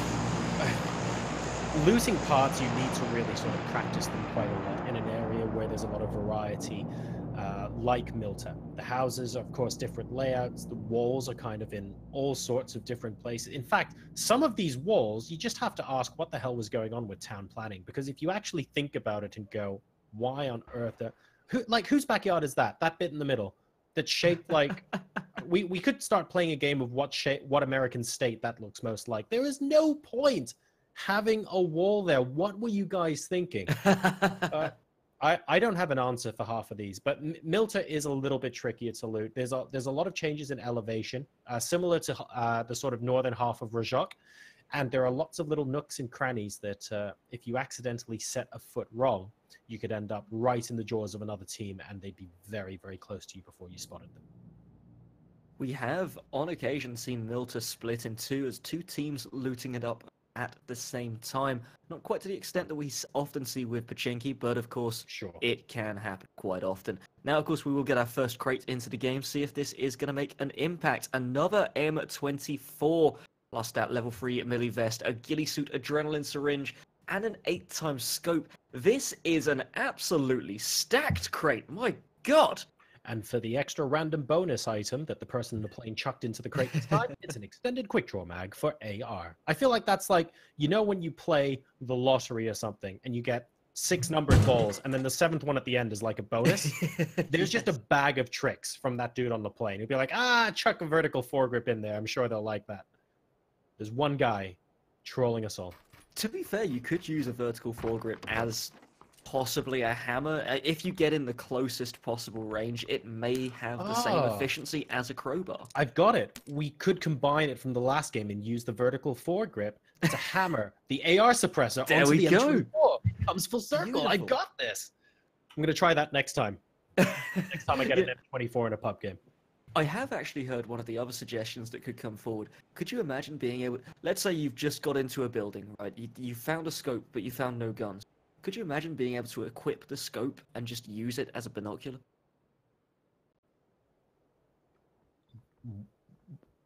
Yes. That'd be amazing. Mind blown. That'd be absolutely phenomenal. That's just correct. And then if you left click, you just go pew pew. If you left click, you throw it at someone, Yes. zeroing distance of 50 meters.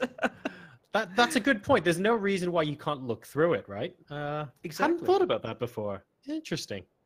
That'd be lovely, but of course we are here for a reason. Let's get back into the game. No teams down in the Sosnovka Island to take a look at the second, and some early rotations will be making their way in. If we could quickly take another look at the map again, teams not really too heavily restricted from which angle they have to approach this map from. Knights rotating early in vehicles. They're going to be very close to Gentside as well. Does Vic want to be taking some shots against these guys if he is one person? He might choose to stay quiet. Oh, who am I kidding? It's Vic. All right, he's going to attempt to get some shots off on Kramer. Won't hit anything, but he's got Survivor as well following him. You will know that these guys are, of course, the same squad. The drop off there, not too bad. He was quite close. The rest of Genside now backing him up. And they will be in a convoy of UAZs. So Knights and Genside both going up. Yeah, I should point out, by the way, Knights are split 2 and 2. There are 2 people still near Lepovka. That's the UAZ squadron rolling out as if it's a day down the country club. Of course, they're going to be making their way into the circle alongside Knights. Knights have the ability to, or the option to set themselves up on this hill, but they're going to go further than that one, and they're just going to find something else here instead. Rotations coming through all across the board. Team 7 looking for a slice of pie as they're trying to put some shots down onto Seeker from Finstack. No dice really on this one as holding this compound out and scaring anyone off at this moment in time, which is a valid tactic. Just scare them off. Don't even let them fight. So as you can see on your screen, not the highest number of points per game out of the teams that we have showcased so far on tonight's cast for Great People Only. They've shown some good resilience, though, tonight so far, so hopefully they'll be looking to add to that here. A lot of the Gatka compounds now, and you can see they're just north of Chopsticks there, will be taken by teams very, very soon. Knights and Genside close enough to each other that they're going to be wary of which places they take. And Kramer scouting out a compound that he doesn't think anyone's in. He will be correct. And if Survivor manages to join him there as well, the rest of the team, Draydon and co, will be able to drive in. Now, once again, if they end up driving past Genside to get here, that's going to be frustrating. Survivor will no doubt have given them that information. Did actually see another interesting thing here with the Knights. As you said, the large split coming through, but they will get themselves a nice pounded position. One off. Beautiful work to get going. Now, as our second circle is going to be establishing itself very soon, we'll have to see just where this game will take us. So, what's the worst case scenario here? Oh, now that's fun. Worst case scenario after everyone is settled into the circle. I'm going to go with either Ferry Pier or Georgia Pole crates. I'd love to see either of those. I mean, it would be chaos, but I love it. That could Front actually flip. be very interesting. Oh, he's nailed it. Got a little bunny hop in there at the end. Yeah, a little bit of a sideways landing there. I'm going to give it a 7.2. Very close to pulling it off. Respect for that, James. I have to admit, actually, seeing a crates finish would be quite interesting. Difficult sort of sight lines to work with and very close combat once again. So that's always quite exciting to go forwards with. Now, just around Georgia Pole, Senpai. He's going to be looking for this. James! Oh my goodness, the reload from... James has to be... James is counting his lucky stars right now. For all, like 9 times out of 10, that was almost just bad luck. James should be dead right now. But James managing to stick the landing once again does get himself healed up. And hello, Daredevil. Senpai, a little bit further away. He does have backup of Scoom coming in as well. So we could be seeing the full collapse as Ibiza and Sampti also very close by. And it's just going to be 2 members of the Vectus Esports, very split apart in this North Georgia Pole segment. And don't forget, they're not in the circle. They have about 20 seconds before the blue hits them. Okay, it's not going to do that much damage, but Sandpai and Sipik have to find a way to get out. The rest of their squad isn't there, and you can see, Collie and Eggboy are coming to the rescue now as well. This is going to end up being a very messy fight, and it's going to be a very messy fight outside the circle as well. Very, very high risk from these guys. Team Liquid, ideally, they just want to get out right now. They don't know if they're fighting a full squad of 4, if it's going to be incredibly split. They need to stick together, get in the vehicles, and get out. If they can do that scot-free and know that they don't get shot at, I guarantee you they take it. But right now, they don't know where the rest of Squad 12 are. That's their problem. For sure, starting to move through now and not wanting to take the risk. We have said about this before. What's your playstyle going to be? The lowest possible risk for the highest possible reward is usually the answer we get to see. James will take a few shots onto him, but still has plenty of cover. Unfortunately, he is very close by Hello Senpai still. Could play spoiler, but nothing's really going to be making out here. So both things kind of happened at once there. Team Liquid did get in vehicles and did say, yes, this is going to be the opportunity for us to head out. But at the same time, James started getting shot at. So instead of him hopping into the UAZ and having everyone ride off into the sunset, Team Liquid decided to stick it out for a little bit. And I think a couple of, it's not just James that's still in North George. That's right. So Scoom is there as well. So a little bit of a pincer on Hello Sampai, but Scoom's actually quite far away. He needs to make his way a bit closer. But we've ignored pretty much a lot of the south side, which is where our next circle will be going, just around about the Pachinki Fields. Once again. Knights, and Havu, all very good position. Alliance making their own rotation through. Nobody actually taking the Pachinki spot at this point. Interesting that all the teams that had compounds on the edge of the circle are not choosing to stay in them. They're continuing to move further south, which actually vacates the compounds on the edge. Now, what this means is that the teams that are a little bit late into the circle will be able to get the compounds on the edge for themselves. So you're looking at Team 1, for instance, who are just moving in. Okay, they're going to have to deal with Finstack. What? For the third game in a row? Really? But a lot of those compounds near Chopsticks are now vacated, so they potentially could use one of those as a safe haven, as well as Tindergold, who are now running in via the bridge. I'm so glad you're still using Chopsticks as a call-up, but we are going to be seeing some fire in the air as Wind and Rain get themselves on the bad side of Alliance. Diva able to pick up 2 kills very quickly and very easily with the vehicle explosion. Explosive start to this one as Wind and Rain going to walk into Havu, and they're not going to get off on an easy end of the stick here as Havu return fire onto them instantly. Now Team 5 caught and left out to dry in between 2 heavyweights. Now, Havu do, of course, have the option at any point to just go back into the compound and say, fine, we're only going to hit you from the windows when we think you're coming out. There's no pressure on them. They don't have to take this fight if they don't want to. And Wind and Rain, similarly, are going to be living that shack life. And in the middle of the Gatka Fields, which is somewhere I don't really expect the crate to be looted anytime soon, we have got another airdrop on the way. Team Liquid, by the way, still raging against Victus Esports in North Georgia. I think James and Scoom are both still alive. And wow, we still have, yeah, this is a bit of a camp fiesta. They're going to have to do something soon-ish. Soonish indeed. We'll have to see where they do opt to move. Sandpipe blinks. If he starts running along the road, then he's going to be food for James. I don't think Scoom can be of too much help at this point. He's a little bit too far away, and he's being extremely careful because he doesn't know how many people he's actually dealing with right now, which is fair enough. But he needs to get a little bit closer to James to be useful in this upcoming fight, I think. I'm just still surprised how many potential fights we actually have coming up very soon. Like, so many teams actually in the close vicinity to one another is going to make this game very interesting very soon. Oh, Teak.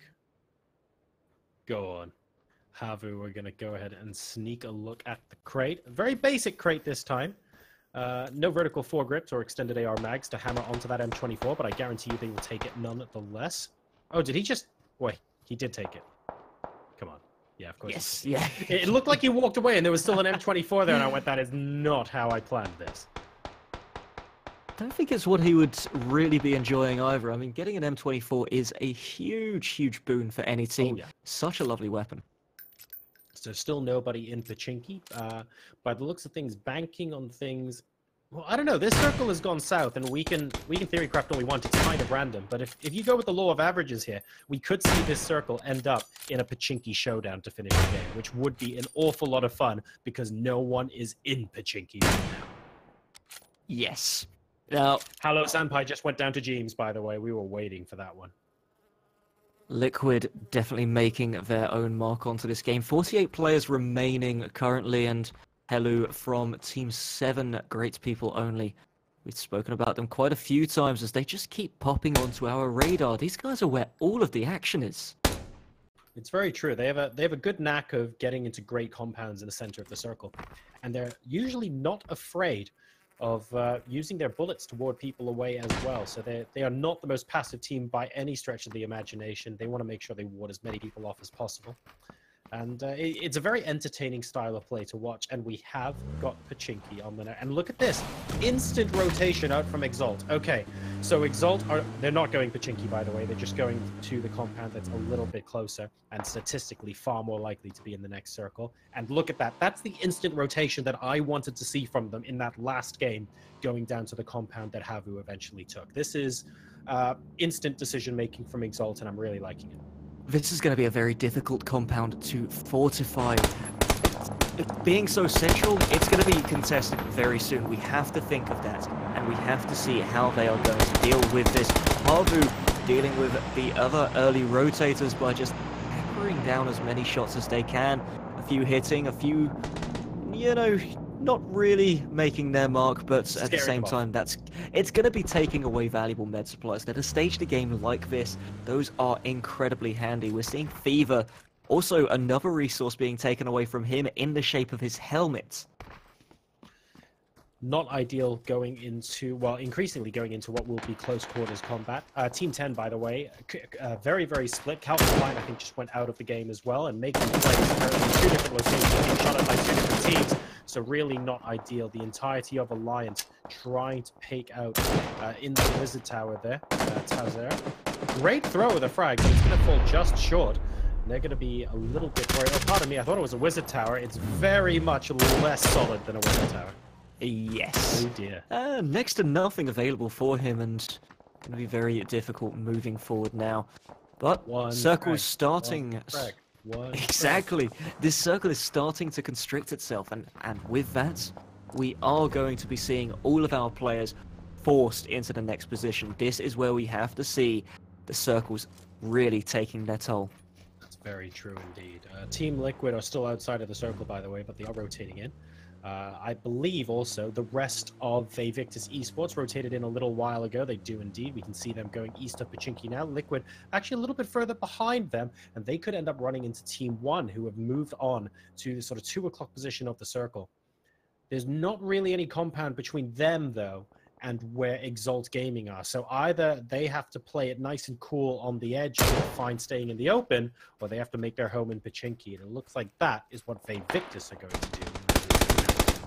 Pachinki, very easy to fortify, very hard to move away from, and our teams are playing as if that is going to be their motto going forward. Havu still trying to ward off as many people as they can. They have a woodland area, which will provide them with a decent amount of cover, but not full by any stretch. Vegler and his squad mates going to be taking a few peppered sprays down. No, don't do it! You have so much to live for. They're going to go for a swim. You know, it's nice to refresh themselves at this stage of the game, and Vegler will be alive is the main thing. That UAZ was smoking by the time it hit bottom. Can you imagine if the first bounce onto the rocks caused a vehicle explosion? Oh, I mean, I would feel awful. In the back of my mind, I was thinking, please no. So he will manage to get himself a nice little cubby hole to wait things out. Vegler on his own in that vehicle, as you guys saw. So Tindergold going to try and play the survival game for as long as possible here. M249 crate dropping very close to Finstack, but it is in an open field. Finstack perhaps not going to take a chance on that one, and it's also going to be moving further away from the next zone, which, as it's established itself, Pachinki taken out of the equation entirely. Southern Fields will be part of this, but we do have the small 6-stack compounds just barely being inside mostly fields at this moment in time. Dudge, there is so much going on in this next circle. These teams are not going to enjoy this at all. In the southeast of the circle, we have two compounds, possibly 3, and all of them are taken, and Havu are going to try and push onto one. In the north side of the circle, massive mountain where Genside is right now, and about 4 teams looking to push in on the same location. I think the players that are in the best position right now are almost certainly going to be wind and rain. They're out in the middle of nowhere, but no one's going to be bothering them on the west side. Everything else is going to be carnage. We said this at the head of the show, with 13 teams as opposed to 16 in this lobby. We could be seeing some of the underdogs start to make their own showing with that extra little bit of freedom that's going to be coming with that. Now, Genside, they will be running into Finstack, who are starting to make their push out. The snaking line coming down. The first shot's going down. Sieka very hard tagged, but Egidorp will be the first to drop on this one. Seeker with those excellent shots. Jerpsy on the outside of this, trade out as Vic able to nail a few. Andrea and Vic still in excellent positions, and that's going to be some extra finishes coming down. Seeker having to drop further down. Ooh, does get one down onto Kailank, but not before Gentside are able to perform the tactical execution of Finstack, losing only one member.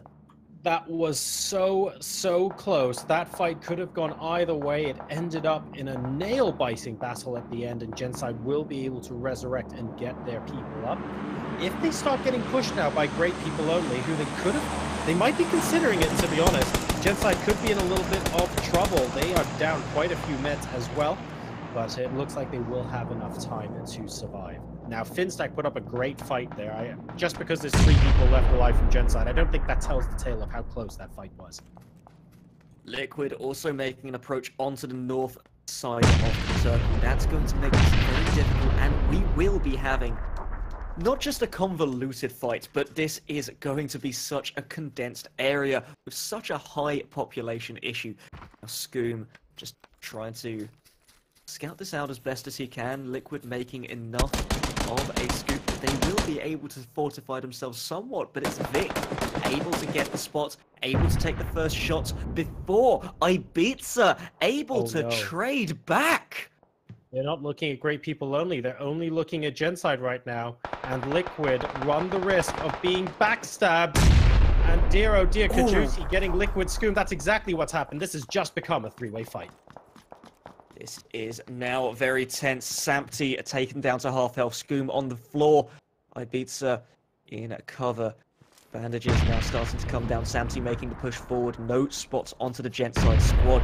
Zone moving in very soon. Kajuti not coming for the booty anytime soon as he's taken down onto the floor. The rest of Team 7, great people only on the outside. But it's Ibiza taken out of the game by Sampula. Outside of the circle, he's got no chance of coming forward now.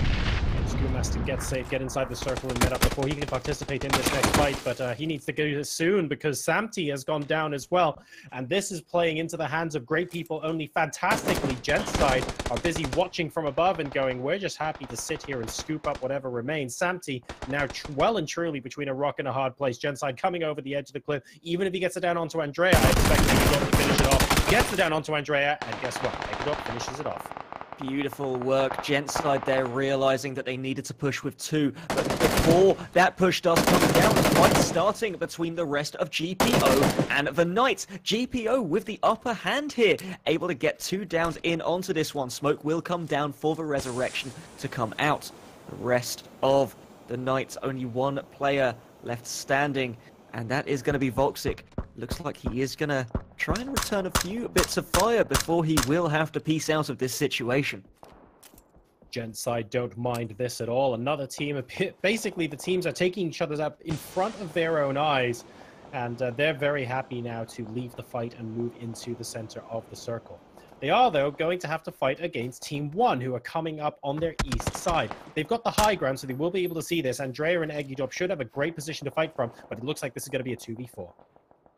Gentside definitely sandwiched onto this one. Team 4 coming over on the one side, and that is Team 1. 2 versus 4 coming in. Andrea able to get the first shots down. Razmiki next to make the peak, but that's before Niels is taken out of the game entirely.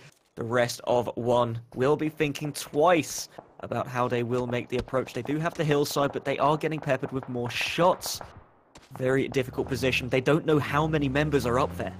They know exactly where Razmiki is, though. They were immediately on. Is this a push? Egidorp rushing out. Remains a little bit of a... Oh, wow! Very bold. They're stopping the UAS, going behind the tree, and it looks like they're going for the 2v1. They think that this player, I Am Rally, is a little bit split right now. They'd be right, but the backup is only a couple of meters away now, and I think not taking him out with the first volley means that this has suddenly become a multi-person fight. That's 2 kills with the grenades, though, threat. taking Andrea out of the game, and that was so much of an overcommitment there by Gentside. They saw the 1 player caught out of position, but just too quick a response from It's the the adrenaline syringe. That's what it was. team. Quite likely. Eggy Dorp went full PUBG. He went in for it. I like the idea though, to be fair. Oh, hang on a second. Razmiki spotting another kill from up top. That was quite clean, actually, onto Koiran. He did get a single bullet lodged in him, unfortunately, but he will have time to heal up from this. So it looks like Team 1 are going to be the ones to walk away from this. And Gent's side, got to feel a little bit sorry for them. But they were caught up in that massive melee with Team Liquid as well. And basically, all of the people in those squads have now gone. The ones that didn't end up rotating, are now dead.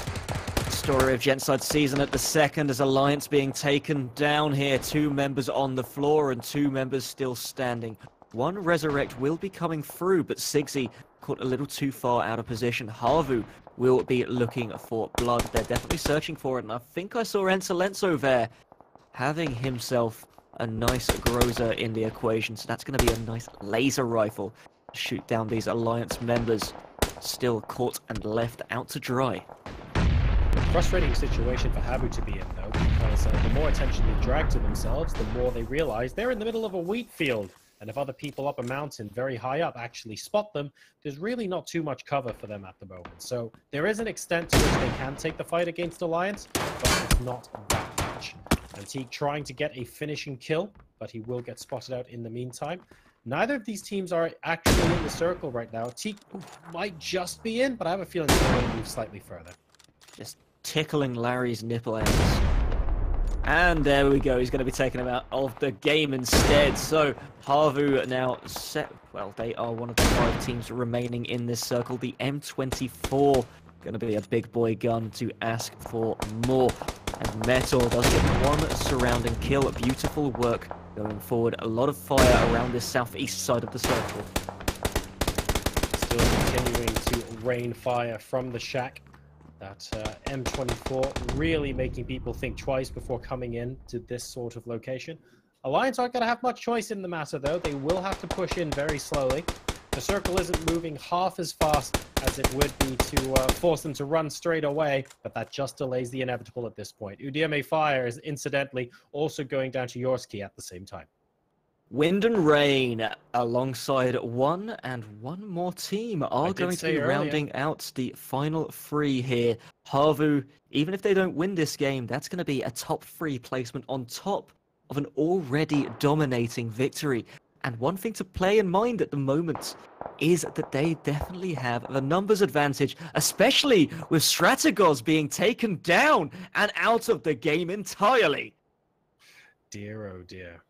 And Chaz can't do anything about that, of course. He is busy being one with the Boosh. But we did call it earlier, Dudge, that when we saw all of those teams on the north side of the circle, that Wind and Rain were very likely to have the best position right now because no other teams are going to run into them, and they effectively had free reign of the west side of the circle. That is still true, but they are down to just a single member as Havu now fight it out against Team 1 to see who will win this right half. As we did get a slight glimmer of the entire team there. Oh dear. Harvu are suited and booted. They are stacked all the way through this. M24, Groza. No, not really seeing too many level 3 helmets across the board, but the 4 members alongside equipment of this level of value is just absolutely insane. There's an M4 in hand as well. I mean, can't really say too much better than the best rifle in the game. And Wind and Rain, their strategy right now is, I really hope those bullets are the remaining 2 teams fighting each other, because all he wants to do right now, all right, is get to 2nd place.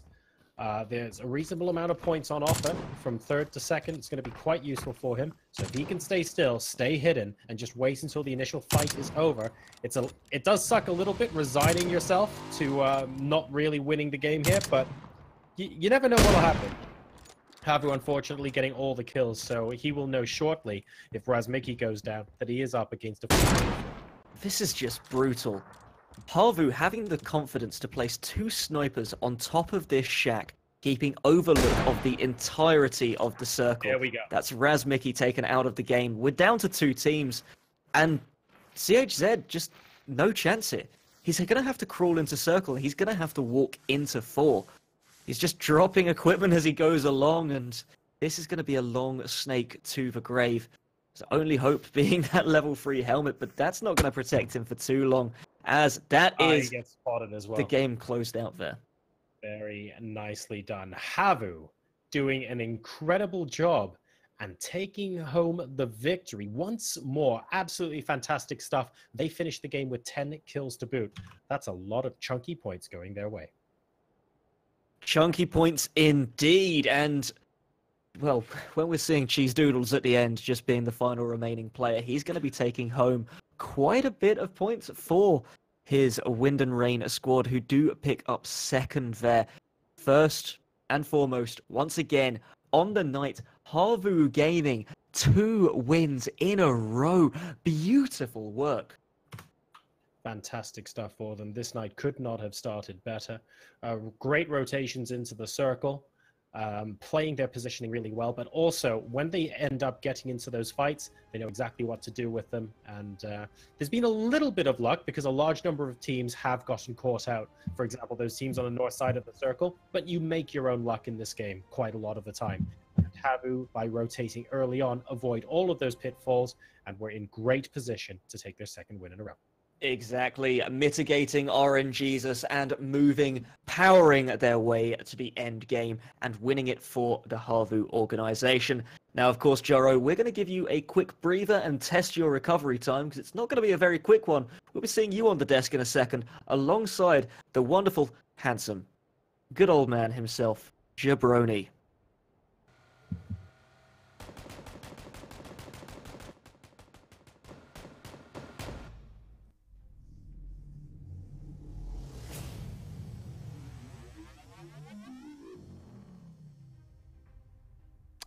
Game number 2 ends, and it is Havu grabbing a win in spectacular fashion. 2 snipers on top of the roof there on the shack. Double M24s taking shots. 2-2-2-2-2. One more 2, which is the Dudge saying the word nipple on stream counter. Also at 2 so far tonight. Well done, Dudge. I love it. I am on push to talk, which I think is sensible because I would have drowned him out with my laughter the second time that happened. That was great. It's amazing.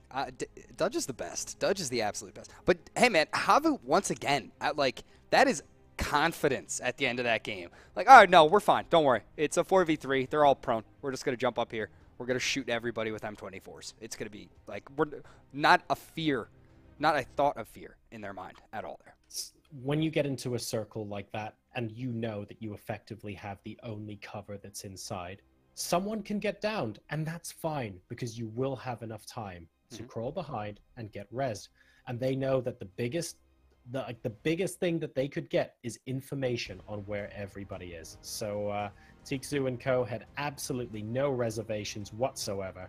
They were completely fine. It's a supreme position in this final circle, and they recognized that having that shack meant that all they were doing was hunting for people in bushes. So they had all the cover, they had all the weapons, and they knew that they were fighting 2 separate squads. It couldn't get better than that for them. Yeah, and I mean, that's the dream situation. First of all, you have an M24. One of them has a suppressor, which is the best sound in the game, period.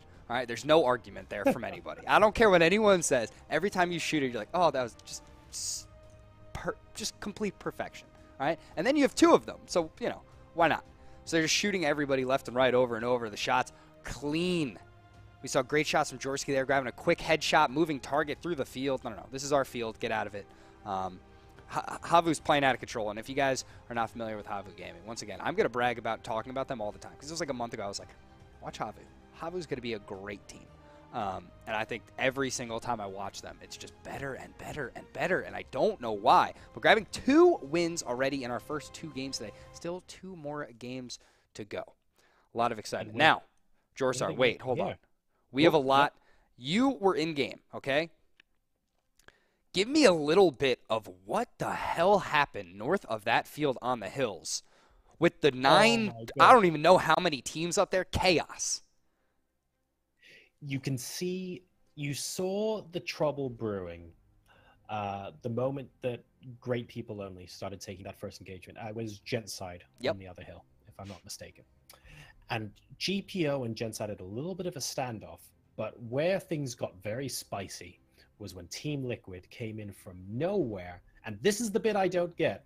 Went towards Gent side, clearly not realizing that GPO were there. GPO must have just stayed very quiet because suddenly Samty was in a position where he couldn't do much other than look in two directions at once.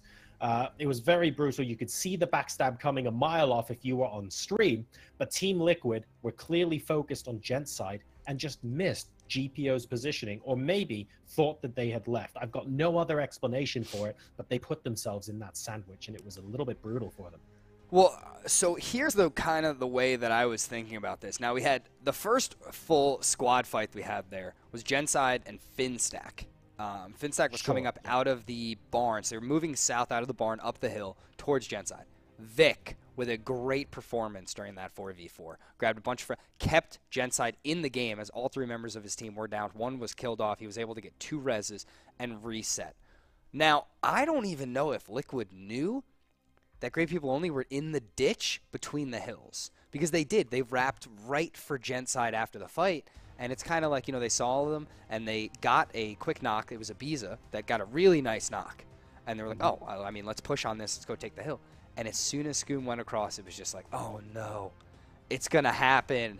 And Great People Only just completely capitalizing on that opportunity. Exactly. And you know what? I'm going to have to watch that again and take a look at the positioning of Team Liquid when those initial shots were traded, because you're right, maybe they were a little bit far away, but I know that Great People Only and Genside traded shots after the Genside Finstack altercation. So there were gunshots. I can only, like, maybe Liquid heard those and assumed that was the equivalent of Genside finishing off Finstack. I'm not 100% sure, but it's clear they didn't see the backstab coming. And Great People Only, let's give credit where it's due there as well, played that beautifully, because from where they were, they could hear Team Liquid going up across the hill, and you could almost hear their team comms where they were going, okay, these guys are going to walk straight into Genside, wait for it. And they actually played that tactically really, really well. Yeah, and I do think, you know, Genside, not the greatest placement in 8th place this past game, but they've been actually shooting very well today. And I think that that's something that you need to note. I mean, the 4v4s trading out perfectly, looking really good in the team fights, grabbing a 2nd place in game number 1, huge for Genside, very, very vital. Now, this desk is going to be a little shorter. I'm going to take a little break because I know poor Jorsar here going in-game to desk in game. You know, maybe stand up for 3 seconds, get some blood rush to your legs, and you know, get the circulation back. Yeah, deep vein thrombosis. It's esports dangers, right? Health and safety. We got to look after ourselves. Everyone, you know, in chat, make sure you're drinking water. It's very important. Keep your health up. All right, it's an important. Look at that. There you go. That was perfect. That was like some great timing. See, he feels better already. So what we're gonna do very, very quickly, we're going to take a short few-minute break. I'm assuming most of the players are already in the lobby at this point, so we'll give Jorah a quick minute or two. Then we'll hop directly into game number 3 once again with Jorsar and Dutch.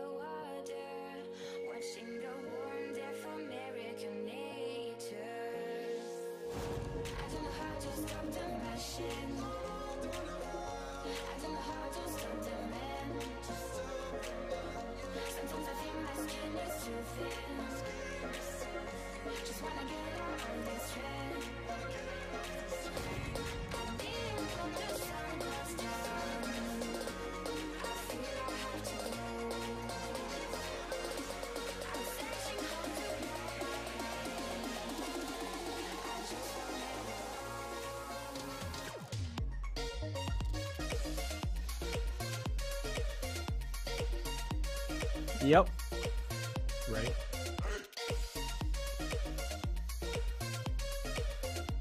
Got it. Okay, sweet.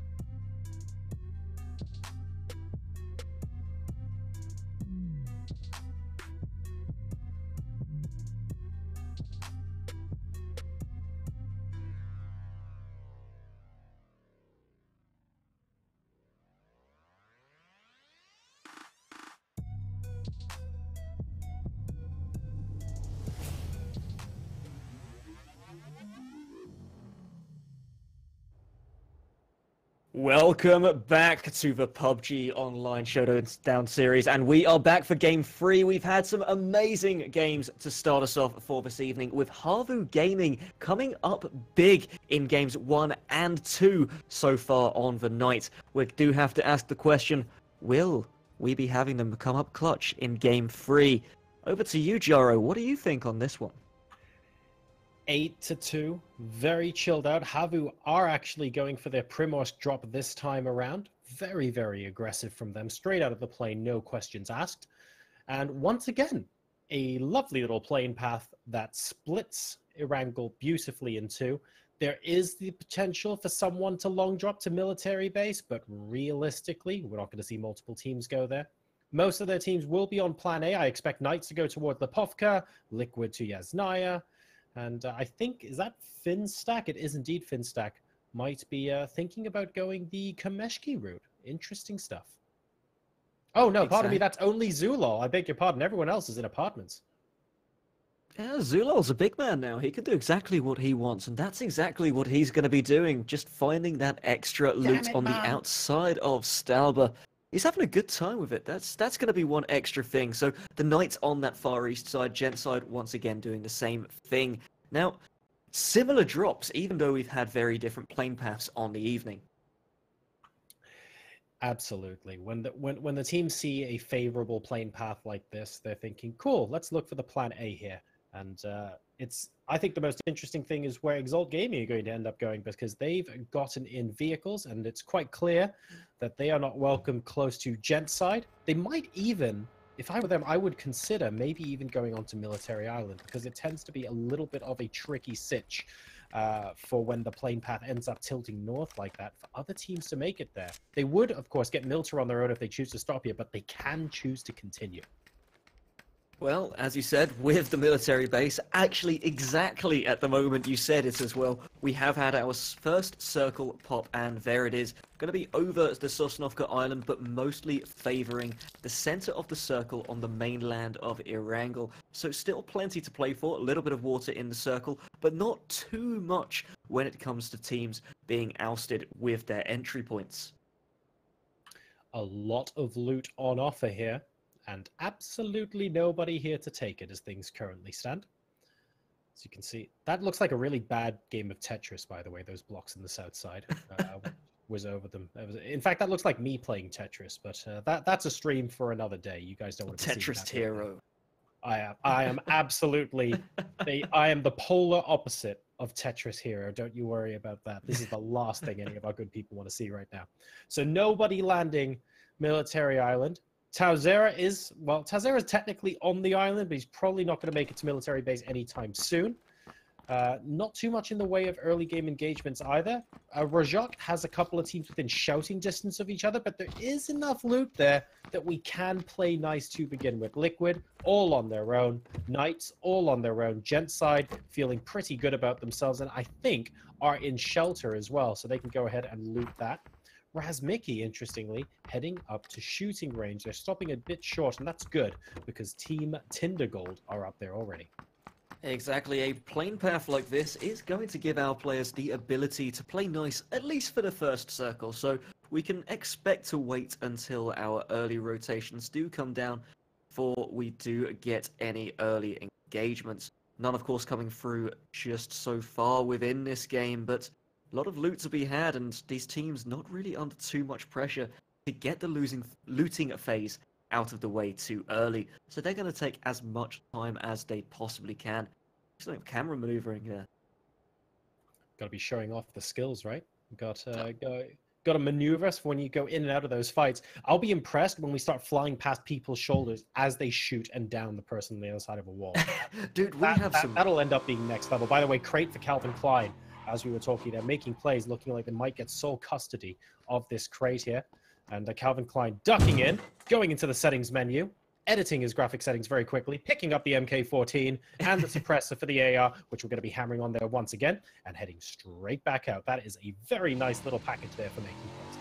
I have to say, actually, one thing just to quickly pick up, in this esport already, we do have some incredible spectators. It's so difficult. Have you tried using the spectate tools inside PUBG? They're getting better.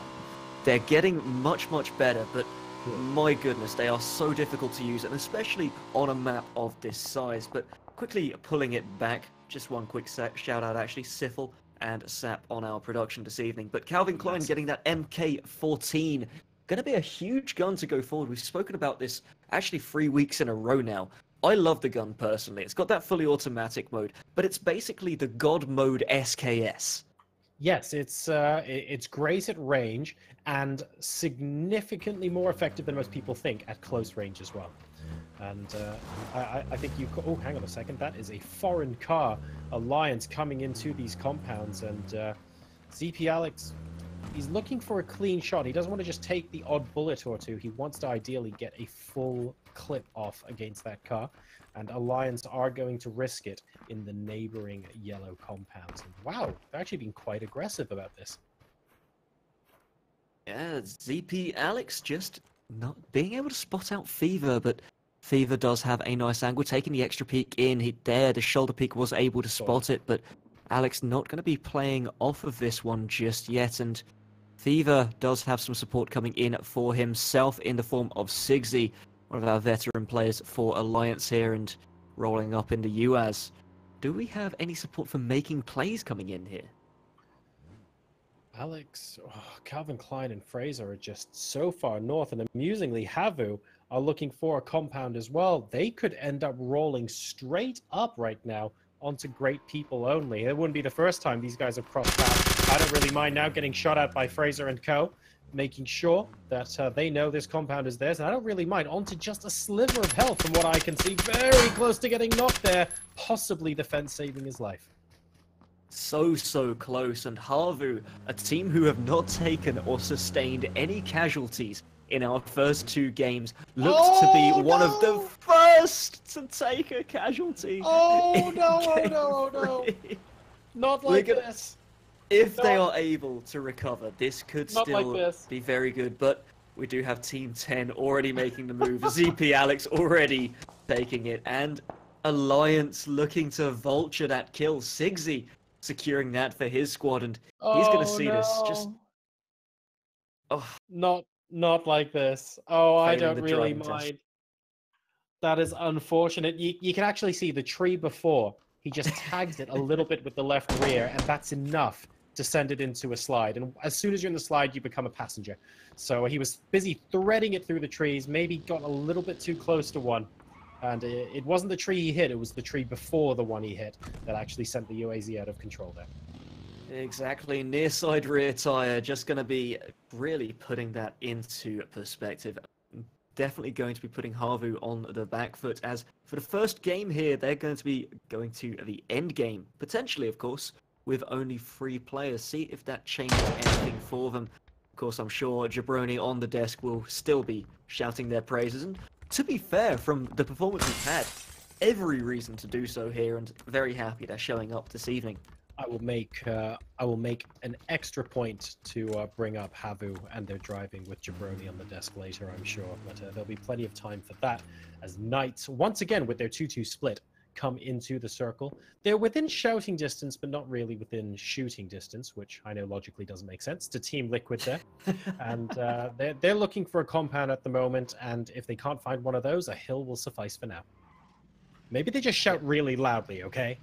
They could have some very loud voices.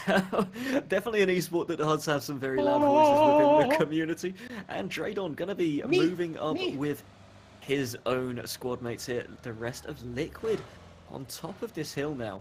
So very close to one another. We'll have to see if anything does come of that. Wind and rain going through the Badlands. Really difficult to actually see through the Badlands, so no real danger of them coming under attack from Team 1 there. Finstack, though, in the neighboring compound, might be a slightly different story. So, again, looking for a compound, can't find one, need to go the other side of the Badlands, really. And it's kind of Venice before you get something there, and that's not really somewhere you want to camp out. Very difficult to get in and out. So they're going to take the long way round and look for another home. Whereabouts are these compounds going to be? So there's still a couple on the coast near-ish farm, but Gent's side, they've got a lot of that area covered. And if Knights keep going forward, they'll have a nice unoccupied compound, but it's so difficult to tell from distance. Wind and rain just on the outside of Pachinki currently, but they're probably wondering whether anybody is inside. Well, of course, they don't have the knowledge that we do here, and we know it's completely empty. Maybe also playing for the fact that it's a very difficult position to get out of, as the Knights found themselves a compound, found themselves an 8-time scope, and found themselves an angle onto Liquid, but at such a distance will be very difficult to find anything that's going to really make too much of a difference here. Of course, first circle is being contracted currently. Now, with that, we will be getting an idea of where this game would like to take us. So, take stock of the situation. If we just quickly bring up that map and see just where our teams will need to rotate to and where they could possibly go. You've got to feel bad if this does actually end up on the Sosnovka Island. Tauzera is going to end up going, hang on a second, I'm fine. He'll be stockpiled in a room. He'll have like 5 level 3 vests and level 3 helmets ready to swap on the moment he gets shot. Stacked. It'll be like Rambo. It'll be awesome. We have Team 8 once again doing a great job, Exalt Gaming, taking that compound we were talking about before. This is the... I think they're going to stay south. Yeah. Okay, they're going to stay north of the bridge for now, which I like. And this is their... We're not sure where the circle's going to go, but we would like to have our cake and eat it, and we want options no matter where it goes, sort of place to be. And I approve. Definitely handy to have those options, and that's one of the things we spoke about last game as well, making your own luck, mitigating those RNG factors, setting yourself up for the next stage of the game. That was where we saw the rise of the centralization strategy, where teams would go dead center to have the lowest impact on where the circle could go, lest the least possible distance to rotate. Of course, we'll have to see where that works for our next teams and where they'll need to rotate, as Dead Center is once again going to be coming into play, and Sosnovka Island only slightly in the circle. Knights on the move, but they're not going past any other teams yet. I think Genside trade a few shots with them, and Scroom can hear them going by, but isn't taking shots of his own. Man, I really hope this ends up being a Pachinki circle. I want some urban warfare. I'm thirsting for some now. Haven't really seen too much on the urban warfare so far, so Yeah. we'll have to see what does happen next when it does come to it. But rotation still coming out, and making those rotations early, another thing we've spoken about on the night, and Liquid going to be taking a few shots here as Genside also take a few of their own. So the teams at least know that they have neighbors. Hopefully they will respect that. They'll be keeping one eye out, of course, if anyone decides to try and push. But otherwise, this is a position where Knights are going to feel quite comfortable. They're in a little bit of a dip, so Liquid to come on through would have to take a very wide arc. Now, Liquid are going to be less comfortable because the sort of mini crest there is close to them. If someone does actually sneak up on them, they'll be able to get a lot closer before Liquid realize they're there. That said, the defender's advantage inside a house like this is still very, very strong. They're just going to be a little bit more wary, possibly post a single scout outside of the compound as well. Having those neighbors, just, try and be respectable, keep the noise down, make sure to make too much noise or beep the horns after 11 p.m. Invite them over for cupcakes? Occasionally. I don't think there's going to be any cupcakes with these guys. They want blood. So, yeah, we'll have to see how that one does go. I mean, it is Monday after all. I don't blame them. Genside here, Eggydorp, he's just going out onto his front lawn and scouting out if the neighbors have got any new vehicles to also be jealous of, He needs to know what the neighbors have. He needs that as well. Are you that guy? Are you one of those I'm not people? personally. I despise that. I bought a coffee machine. Therefore, my neighbor needs one. No, that's not how it works, Okay. surely. Wait, but if you're not one of those people, does that mean you're the guy with the Lambo in his front yard? If I could All that afford a esports, Lambo. all that esports money, Dudge. We know where it all goes. I'm not Mustache Dave. I'm not that lit, I'm afraid. That dear. man is big money, and my goodness, he's such a fantastic inspiration in this community as well. You're not allowed to have a mustache like that unless you're a billionaire. It's so luxurious. I want to see him just open stream and comb it on stream.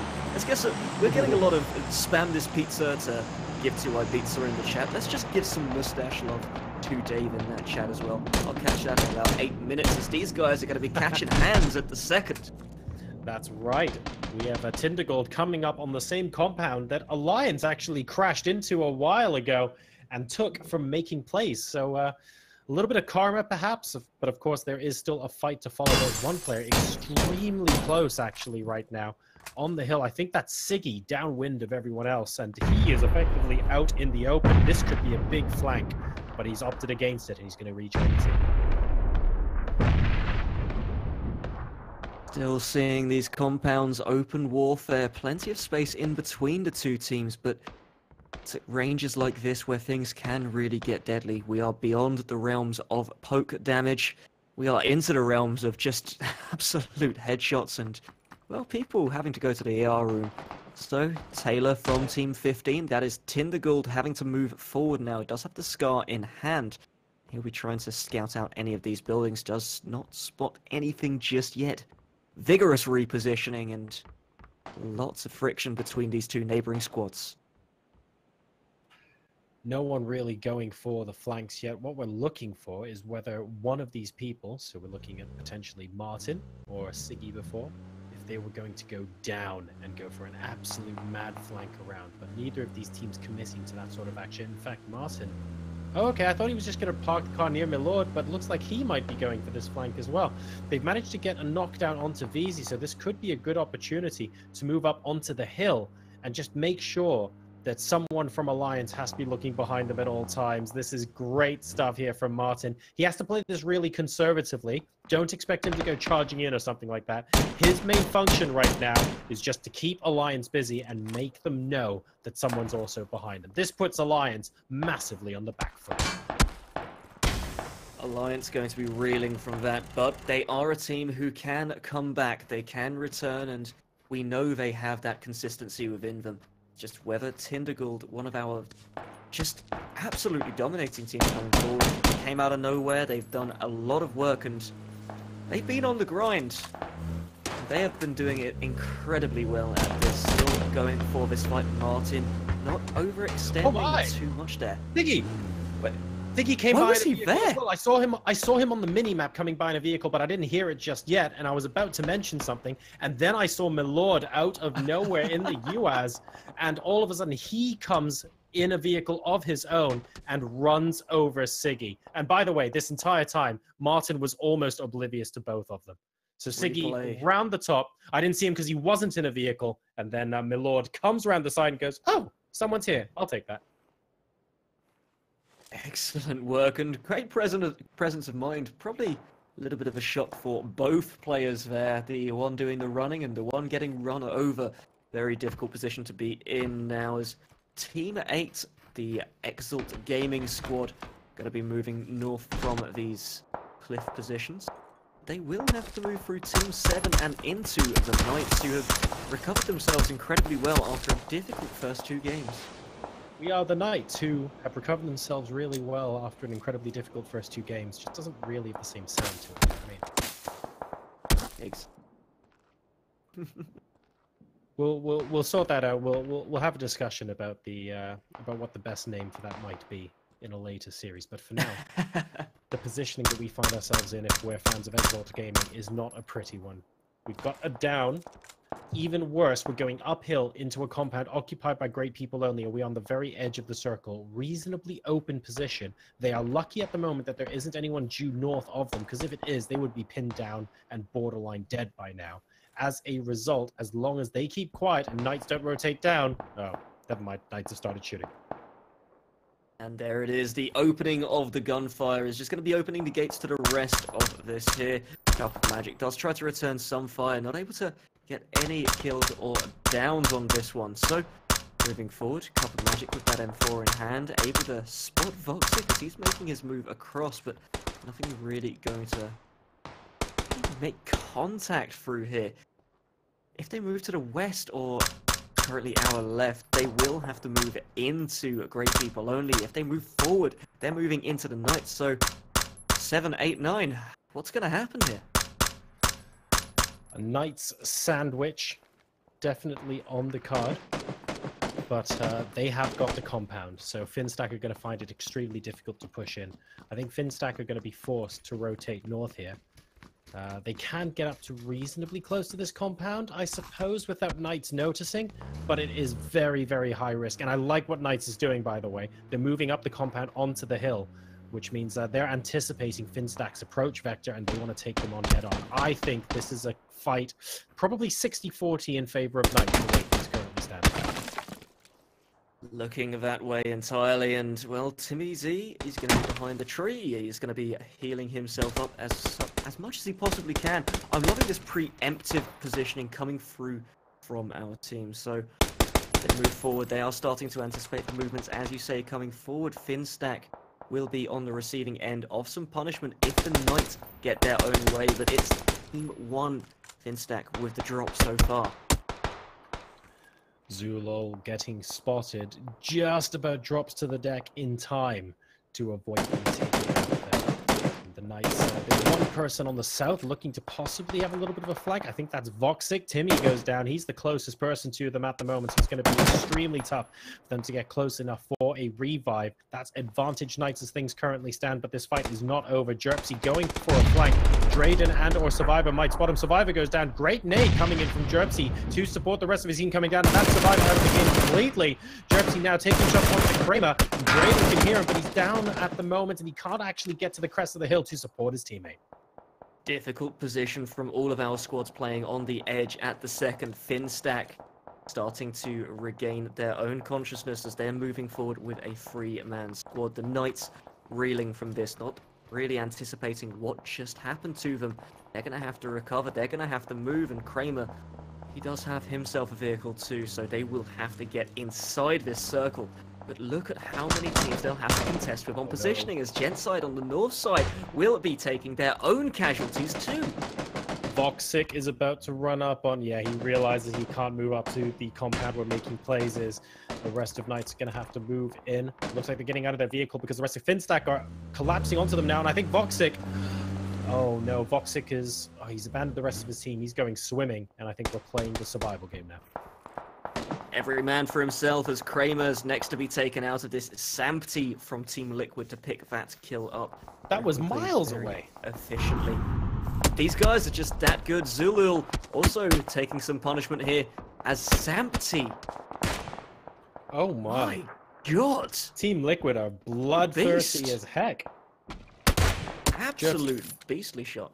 Jerpsy finally returning fire, getting a one-shot headshot onto Scoom there, letting Team Liquid know that they are in fact there and they have spotted that they are up the hill. Not before Liquid gets something like 3 or 4 kills there. That was superb from range.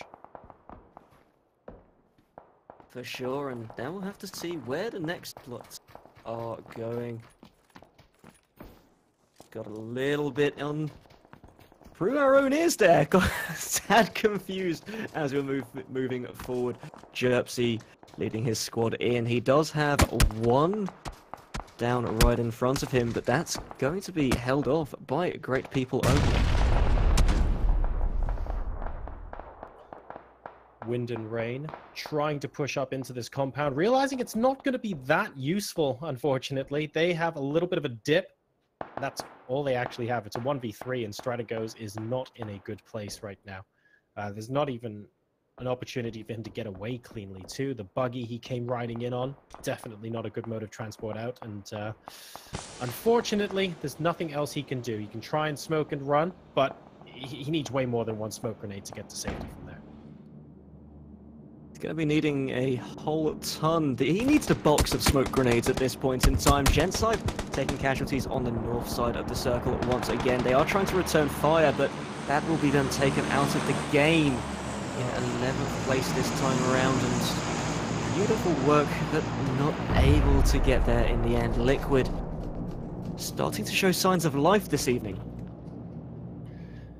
They have a decent position on the top of the hill, but the next circle is not going to be kind to Team Liquid. They have to come down hard now on this position where making plays and Wind and Rain are camping out. Strategos is not going to enjoy that, but what are Team Liquid going to do about this compound? It's difficult for them to move in on it. Scoom, of course, knows that Finstack is over there to his west. That's not going to be a problem.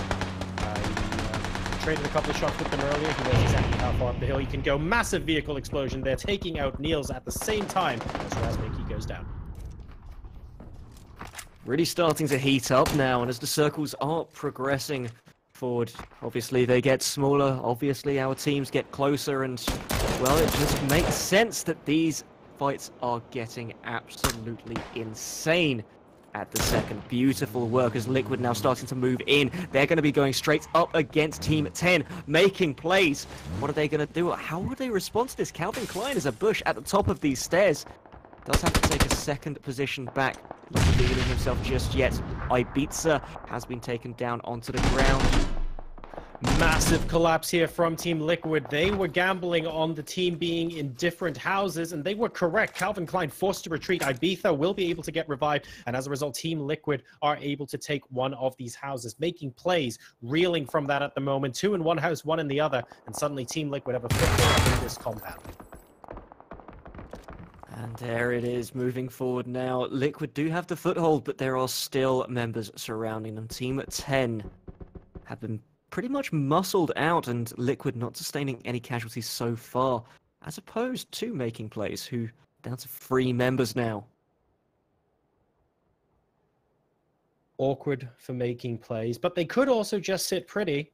Team Liquid have proven, though, that they're very happy to just rush in on the compound next door. Once they figure out that these guys are still in different buildings, that will become an option for them if they have to move into a next circle. If everyone has to escape those compounds, Team Liquid will have to go through making plays because it's going to then become a game of chicken. So you might as well have 4 people rush one building with 2 people in it, right? That's going to end up being their play. But it all depends on the next circle. Tindergold, in the meantime, have exited away from the compounds where the last member of making plays is. And Tauzera, who was the only person on Military Island, if you recall, is now comfortably sat in one of these orange houses. And Larry, oh Larry, you sneaky.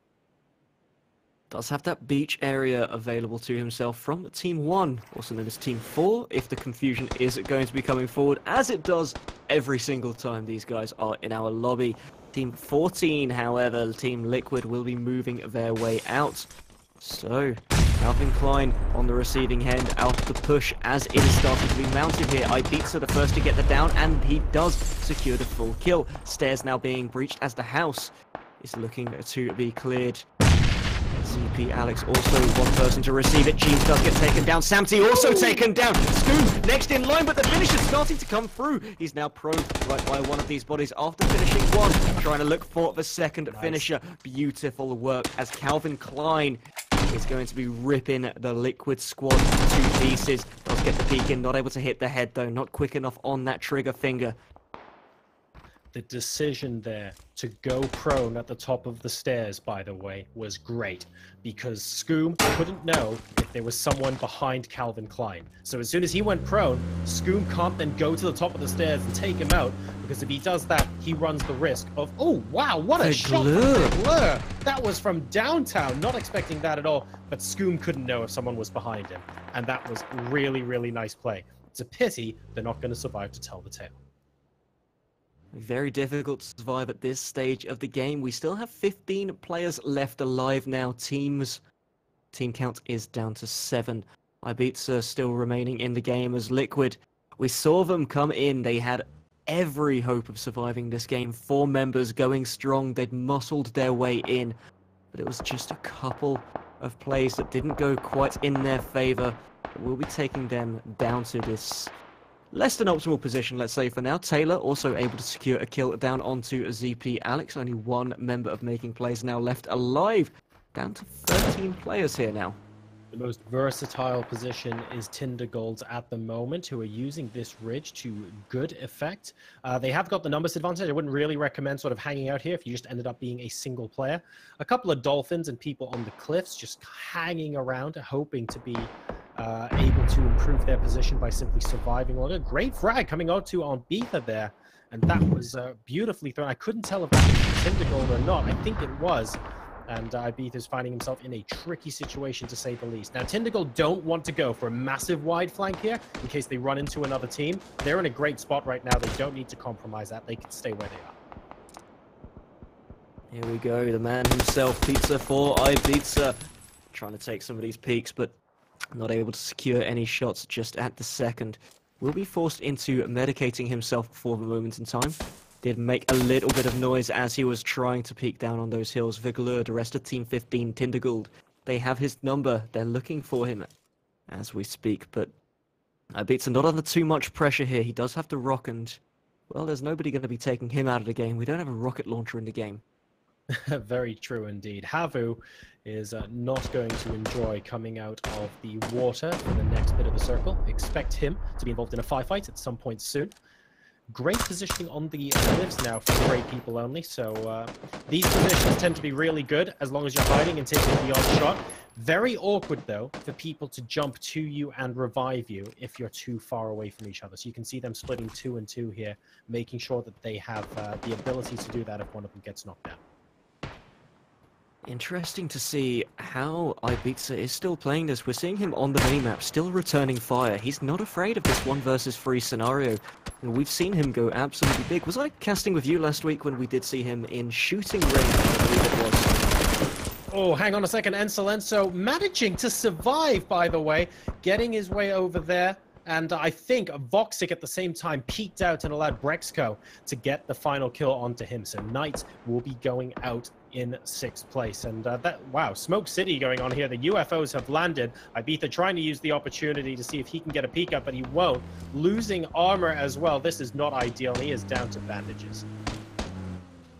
He does recognize that the cars are going to be moving out, but they're just repositioning for another one. But they did not realize they're walking into another team entirely. Tindergold taken completely off guard by Brexco and Taylor. Havu losing 1 member. Encelenso, we're down to 3 teams now. Team 7, 4 members.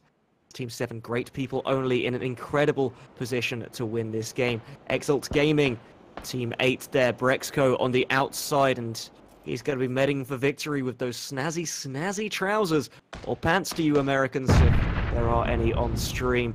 And there is, of course, Taylor, the rest of Team 15, Tindergold, 2 players remaining. 1 player. Great shot over there on Martin, and that does put Tindergold down a player. Frustrating situation to be in because they have to cross a very, very open area for them to get anywhere close to Great People Only. And they're going to try and consolidate and see if they can move a little bit closer. They've only really got that vehicle to cover. Both players are back up now. They need to get they have to get a down on this. There's no other way. One of them goes down now. Oh no, and Taylor, that's on the bottom of the vehicle as well. He's absolutely nothing else he can do. I believe the vehicle is at least already blown up, but left, right, no helmet. Very tricky. Left foot in, your left foot out, and you take someone's head out straight away, but not before Martin is being traded out onto. Look at how quickly he does bleed down as well. Kajuti, he's going to be going to save that booty, as we do also have Sampula Helu over on the left side. Martin, difficult position, as he will have to get himself behind the tyre before his shoes are comfortably taken off, and he could lose a few shoe sizes from that. That could save a little bit on materials at least. Martin, the only player with the helmet left. It's a little bit of a peek. Oh, great shots over there on Kajuti, but not enough to trigger a kill. By the way, I do think there's a good chance Exalt Gaming comes second place here because he picked up all the meds from Voxic, who he managed to down as well. So Brexco should have a good amount of meds, and he is hoping, of course, that that allows him to survive to second place. Helu getting lit up on the left-hand side of this. Martin taken out by the play zone now. 4 players left alive. 2 teams into the game, and that's it. Brexco, he's smoking it out. He's vaping for victory, but he is not going to be surviving anymore. Securing a second place for Exalt Gaming as Team 7, Great People Only, will be closing out this game in a pretty clean fashion there. And, well, I mean, let's say 7 kills. Not a bad way of going. Fantastic positioning from Tindergold until the circle ended up collapsing on the cliffs there. A little unfortunate for them, but they played the game very well up to that point. Let's give them credit. But Brexco managing to get that kill onto Voxix, recognizing that he could use those meds to hopefully out-heal. And I basically managed to do it with about 10 seconds to spare. So elevating Team Exalt into second place there is absolutely fantastic for them as well. But the winners in this game, Great People Only, they've been threatening to do something fantastic for a while now, and they have managed to pull through. So after those first 2 victories from Havu, we have GPO as winners in game number 3. Liquid also picking up themselves a 5th place victory with Havu Gaming, the winners for games 1 and 2, able to get themselves very comfortably into 4th place. Pretty much still securing their consistent victories throughout the evening. Their points are going to be through the roof so far this evening. But now, Joro, always a pleasure casting with you. We still have one more game to come after this week. I'll see you on the desk in just a second. But once again, we're going to have to throw this over to Jabroni Mac and Jorasar back on the desk to break down Game 3, take a break, come back heavy for Game 4.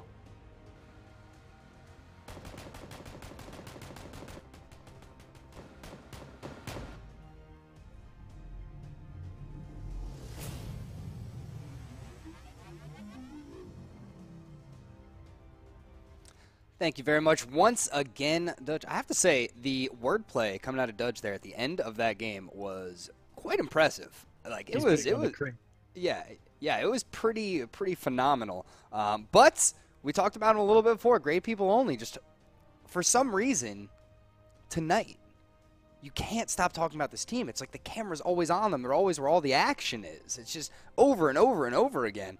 Finally grabbing a win here in game number 3. And it was a wild circle right next to the water, able to hold the cliffside. So some great plays coming out of that squad. They have been playing high-risk, high-reward scenarios all evening, Jabroni. And I think that last circle said it better than anything else. If they were by the cliffside in the circle before last, if you see what I mean. So they were already positioned on the cliffs when that was part of the edge. If that circle didn't collapse onto them and it went anywhere else, it would have been open season for Tindergold. They knew this, and they stayed there, and yes, okay, sometimes you have to play your chances. And to be fair, you still have to do the dirty at the end of the day, right? They played that beautifully, but they have been involved in a lot of those firefights where one of us is definitely only coming out alive.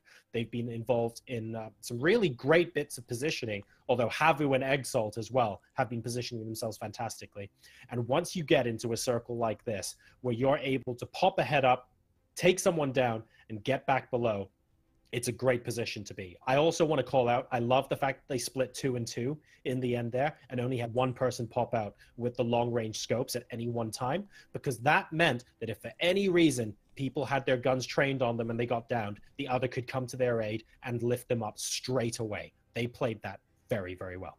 Yeah, absolutely. And one of the other things there is when you're on the cliffside and you have that type of little dip that you can step back, you can regain some cover if you need to. If you pop up, you take your shots, and you take a hit or two. You got to go down and hit a med or something. By them holding down all the way on the left side of the cliff and all the way on the right, what happens is the other teams can't find a way into the cliff. Because most of the time you're wrapping around the edge. Yeah. So hypothetically, if you're trying to sneak in on the edge and gain a little piece of that cover, you have to go through 2 members of Great People Only. So I think it was a very impressive hold. And I think a very smart play by them. The crossfire effect from that just makes it really difficult for anyone to come up. And like you say, it got them great vision onto the beach as well. So it meant that people who wanted to find a way to sneak a shot in here or there weren't able to do so because they have to effectively cover from 2 angles at once. Speaking of the beach, though, just want to give a little bit of credit there to Brexco, who knew to run straight to Vox Xbox, grab all of the meds, and then I don't know how many first aids he must have used at the very end of that game. That circle was chunking, and he survived for the entirety of that fight. Yeah, I mean, it hurts. It hurts a lot. And a lot of the time, that timing is something that you practice. We do use a set circle damage. Like that's what they use in all the scrims. It is completely uniform across all leagues for the most part at this point. The movement of the circle, the size of the circle, and the damage of the circle. So these players are very familiar, and you can kind of gauge, and you can tell a lot of them have, where they know, all right, I'm in circle number 6. I'm in the blue. I need to hit a first aid at exactly this moment to get the maximum use out of it. And it's pretty impressive when you see some players really hit that. We saw Scoom doing it, just in game number, just little tiny ticks of life still left, and it would pop. You're like, whoa, all right, that was very, very well timed. Before Kailank destroyed our hopes and dreams, that was absolutely going to be the story of the day if Scoom could somehow go on to win that game. But Gentside decided maybe not today. But I was amazed. Very interesting. Yes, very interesting game number 3. Havu aren't able to make it a hat trick, but Great People Only have been threatening to do something really good all evening long. I want to flip this on its head a little bit, Jabroni. Sure. Are there any teams in particular where you're seeing their performance across the 3 games, and maybe they've been playing well in individual skirmishes, or they've been positioning themselves well, but they haven't done it consistently enough to get those sort of top 3 finishes that you're expecting? Who has underperformed here compared to what we're used to seeing? I mean, I think Liquid's an easy answer. Liquid, they are number 1 overall in PUBG Online right now in a points per game leaderboard. They are the number 1 team. They had the best single day where they got first, second, which was the first day of the season. They had, 60 kills that day or something like that. They were just so far ahead of everybody. And they still are leading in points per game. They haven't recreated that week. I don't think anybody could recreate that week. But just sitting here, like, you have an 11th in game number 2. The 4th isn't bad with Scoom's clutch there. But I think Liquid is a team that I would not be surprised to see in the top 3 of any game. Not just some games. Any game. I would be like, all right, if there's probably 2 people, and Liquid's probably there too. You know what I mean? Like, exactly. They should be in that final fight. So, we did see in game number 2, they had a tough fight. Here's actually from game number 1, Scoom hitting some meds. Look at it. Sped up a little bit too. Look at this. You can watch him run in. And this one is like, oh, he's dead for sure. No, he's fine. And he'll jump in and he'll run just into zone perfectly and then lay down and die. So it's just, I think Liquid's the obvious choice when you ask a team that's underperforming a little bit and you want to see more out of. I think Havu's having a great day. The other team is Finstack. Now, Finstack, it's not just today, just in PUBG Online as a whole, they haven't been holding down. They were 34th out of 40 in points per game. And I know FinStack is a much better team than that. I mean, they are a much better team than that. And I see them getting into a lot of fights here, and I'm like, and it's like they're tough fights, and they're pushing in, and I don't think they're making horrible mistakes or anything. And it's kind of tough to see them under so much distress in these situations, because I think that they're a team that can perform at the highest level. I think they're certainly one of the two teams that I would look at that aren't Liquid when it comes to what we can normally expect. FinStack seem to have been getting into a lot of messy fights where more than two teams are involved. They seem to be getting into a lot of fights where it doesn't look bad for them, but maybe it's a little bit closer to 50-50 than they would otherwise think, and they just go in gung-ho, and you think, well, that's okay, but you're not overwhelmingly going to win this fight if you played it out 10 times.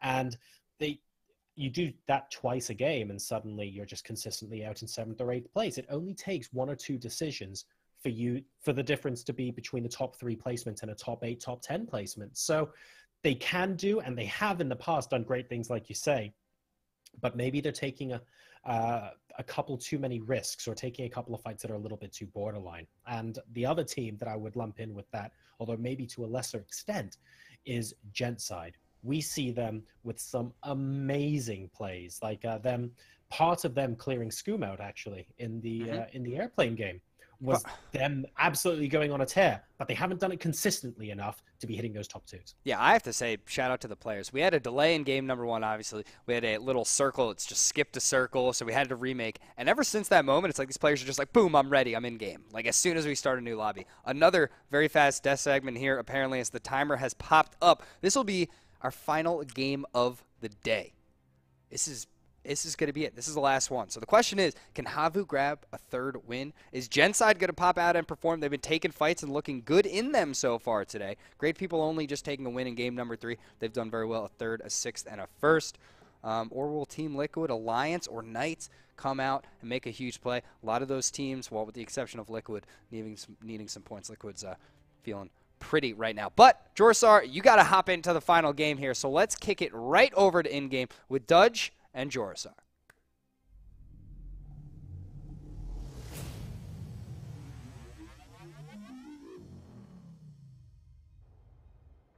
We've made it. We are here. We are in game 4, and we are in the plane and ready to go as all of these teams loading in incredibly quickly. Everybody wants these games to be in the bag, and everybody excited for this game of PUBG. Got a nice plane circle coming through here. Plane circle? Sorry about that one. Plane route coming through, as you can tell. Round and round, and you can decide where to go. I was going to say, I think I need to quit for a second, Jora, because you're the man on the cast for tonight, and honestly, your stamina this evening is incredible for this. Don't worry. The events have done us casters far worse. We're ready for this, aren't we? We've got an 11 o'clock to 6 o'clock circle, and a lot of the right side of the map will be cut out. So some of where we've seen Gentside drop, some of where we've seen Knights drop. Even Yasnaya is a little bit of a stretch, and we're going to see Liquid have to long shoot to make it there. I have a feeling they're going to do it anyway. Knights to Lepovka is a little bit more of a questionable move, and we can see Gentside not going for the sort of Milta power style stuff. They're going to be going more towards Gatka compounds. Interestingly, we don't have Havu. Oh no, pardon me, I do see them now. I was about to say we don't have Havu going Primorsk. That's interesting, but that's exactly where they're about to end up. For sure. Taking a look, nobody really on the east side of Erangel at the second as well. We could be seeing it open up when we do get some squads popping down and finding themselves some vehicles. Interestingly, squads and, school and apps will be taken. Not something we usually get to see in this level of games.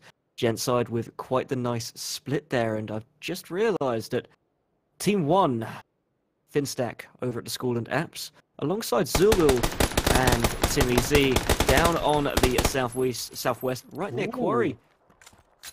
They got hit very quickly. Are we going to get someone knocked down from a parachute? This is one of the hardest things to do in the game. I will confess I have never been able to do this. And the Gentside will be able to land safely, but there's got to be a little bit of a lump in your throat moment when you hear people with ARs shooting you before you even hit the ground. Oh, I'm not really sure what to say about this one. How do we address the elephant in the room, John? Well, the elephant in the room has gotten up and run as quickly as he could to Severny. Not only do we have almost the most northern circle you could possibly get, but it's very yin-yang, about 50% water as things currently stand. You see there's a nice little island just off the north coast of Severny there. That might be a good place to be right now, because this is ridiculous. All of the teams are going to be rushing in, and more importantly, north of the river as well, there are generally fewer compounds than there are south of the river. So the first 7 or 8 teams to get in here will get themselves a couple of buildings and feel relatively safe. Everyone else is going to be drive-by shooting gallery, or they're going to have to go Severny. For sure, and this is going to be all the way over in the Cumbria of Erangel, because this is so bloody north at the second. I'm not really sure how we're going to be seeing teams reacting to this one. I mean, it's so difficult to adapt to a circle like this, but it is a part of the game that we do have to see. And those adaptations are really what brings out the best teams here. We've seen that with the consistency of teams like FaZe, like Liquid, like Harvu this evening, who have been able to just consistently place no matter what game condition they are in. We'll have to see whether Liquid are able to do the same here. So important now, I think, for teams to get into the circle as quickly as they can. These extreme circles lend themselves a little bit to teams that position themselves early, and that's why we already see some vehicles coming up.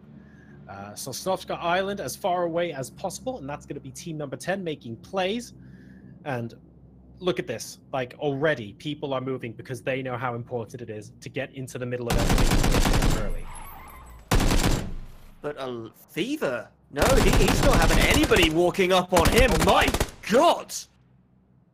Whoo, what are you walking for if you ain't stepping up? Punk as Fever just able to take that gunfight, and he's crossing hands so quickly on that one. Is beautiful work. Fever regaining his health, and he's going to be gaining himself all of the supplies coming from his kill, hunting that down, and wow.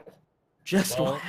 The car was going towards the compound, in for a penny, in for a pound, I suppose. He was banking a little bit on there only being one person there. A double crate drop in the water, so if that wasn't a case for someone to go find a boat, I don't know what is. I have a feeling that's not going to end up being terrifically relevant to the game in the next couple of minutes. We'll wait and see if anyone feels like doing that. Sooner better than later, though, because once everyone positions themselves along the coast, you do not want to be going out there. No, we're going to go straight into a replay of this one. I just love it. Absolutely amazing. Finish him. Breath of health. Brutality. Tiny breath. Wonderful work. So we now join Tindergold on the northernmost outskirts of Severny, looking for a way in at the moment, currently being gate kept by Victus Esports, who were so aggressive in our warm-up game, and have continued with some of that aggressiveness, but perhaps haven't been able to showcase it as spectacularly in the games that followed. It looks like Martin has decided enough is enough, and he's going to stay in the rest of Severny. Don't forget, the rest of his team are there as well, so those were mainly just warning shots to let people know not to come in. Well, here we have it. The rotation's now really starting to come through thick and proper, going all the way up to north. And, well, the shots are starting to come down. Some of these compounds already being secured, and Kajuti just taken off of the UAS very early on into this one. And if he hadn't been taken out of it, that would probably have exploded anytime soon. Yeah, I agree. It's that UAZ does not have a lot of life left in it. Double you drop. can see that, oh man, Ibiza, his compound is being moved in on. Let's see if he feels the need to take a couple of shots. It's Team Finstack. You can see that they're not actually... Oh no, they are circling, so they're thinking about it. So Ibiza does let loose a couple of shots. And oh man, this is very close indeed. Didn't really have to lean right for that. He was right in your face, but there we go. Jerpsy goes down faster than anything. And I don't even think he had time to prepare an aim. Ibiza. Wow. Absolutely wonderful. I can translate here. Go away. With a lean like that as well, you sort of anticipate, you expect the player to be coming at you completely up straight. I hope those are 2 spawns. That, or he's collecting P92s from everyone he kills. It's like collecting scalps, but P92s instead. or the red dot holders, as I'm starting to see them as at the moment.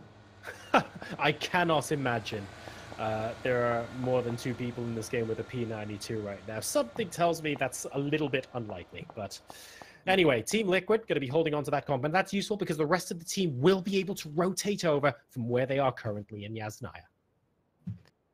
Rotation still coming through, and well, our circle will be putting us somewhere center shortly. Hopefully in a couple of circles time we will be seeing it normalize a little bit. Yasnaya fully looted out now, and Liquid starting to make their move, and they've already placed themselves further up north. Alliance getting very central. Cheese Doodle picking out Zulu, as Alliance will find themselves a nice northern position once again. Wind and Rain, good compound to work with on the outsides of Severny. Up north, as you mentioned earlier, not too many compounds to work with, so all of this real estate is pretty prime at the second at a very high going rates. And because of the amount of water in the circle, perhaps, we see a lot of players moving to compounds very, very close to Severny. So we have 2 very distinct groups of players here. We have the guys that moved in extremely quickly, and the guys that are very happy to leave themselves with almost the last to go. Because what you'll end up finding is that the people who join you in the middle are the ones that get shot at the most. The guys who come in last, they do get shot at the most, but only if they try and run through everybody else. If they just take a position on the very edge of the circle, they tend to be a little bit safer. So everyone honing in on Severny right now, still only Tindergold in the middle of it.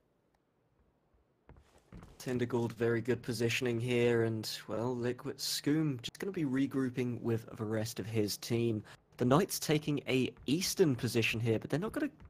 They could go all the way around Stalber, Kameshki area. They would take damage for it, and it looks like they will be opting to go a little cross-country here. Hopefully they do have the right vehicles to do so, as they will head to the west side of Stalber to get themselves into the circle.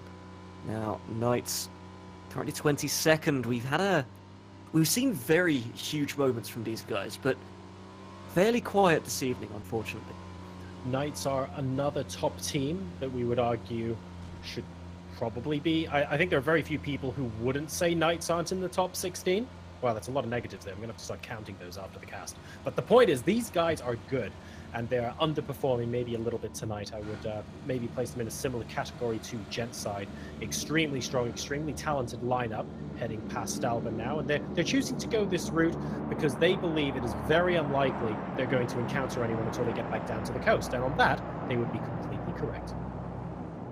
Well, they don't have the god vision that we do, so instead using the map awareness to come through, and just general game knowledge to start this off.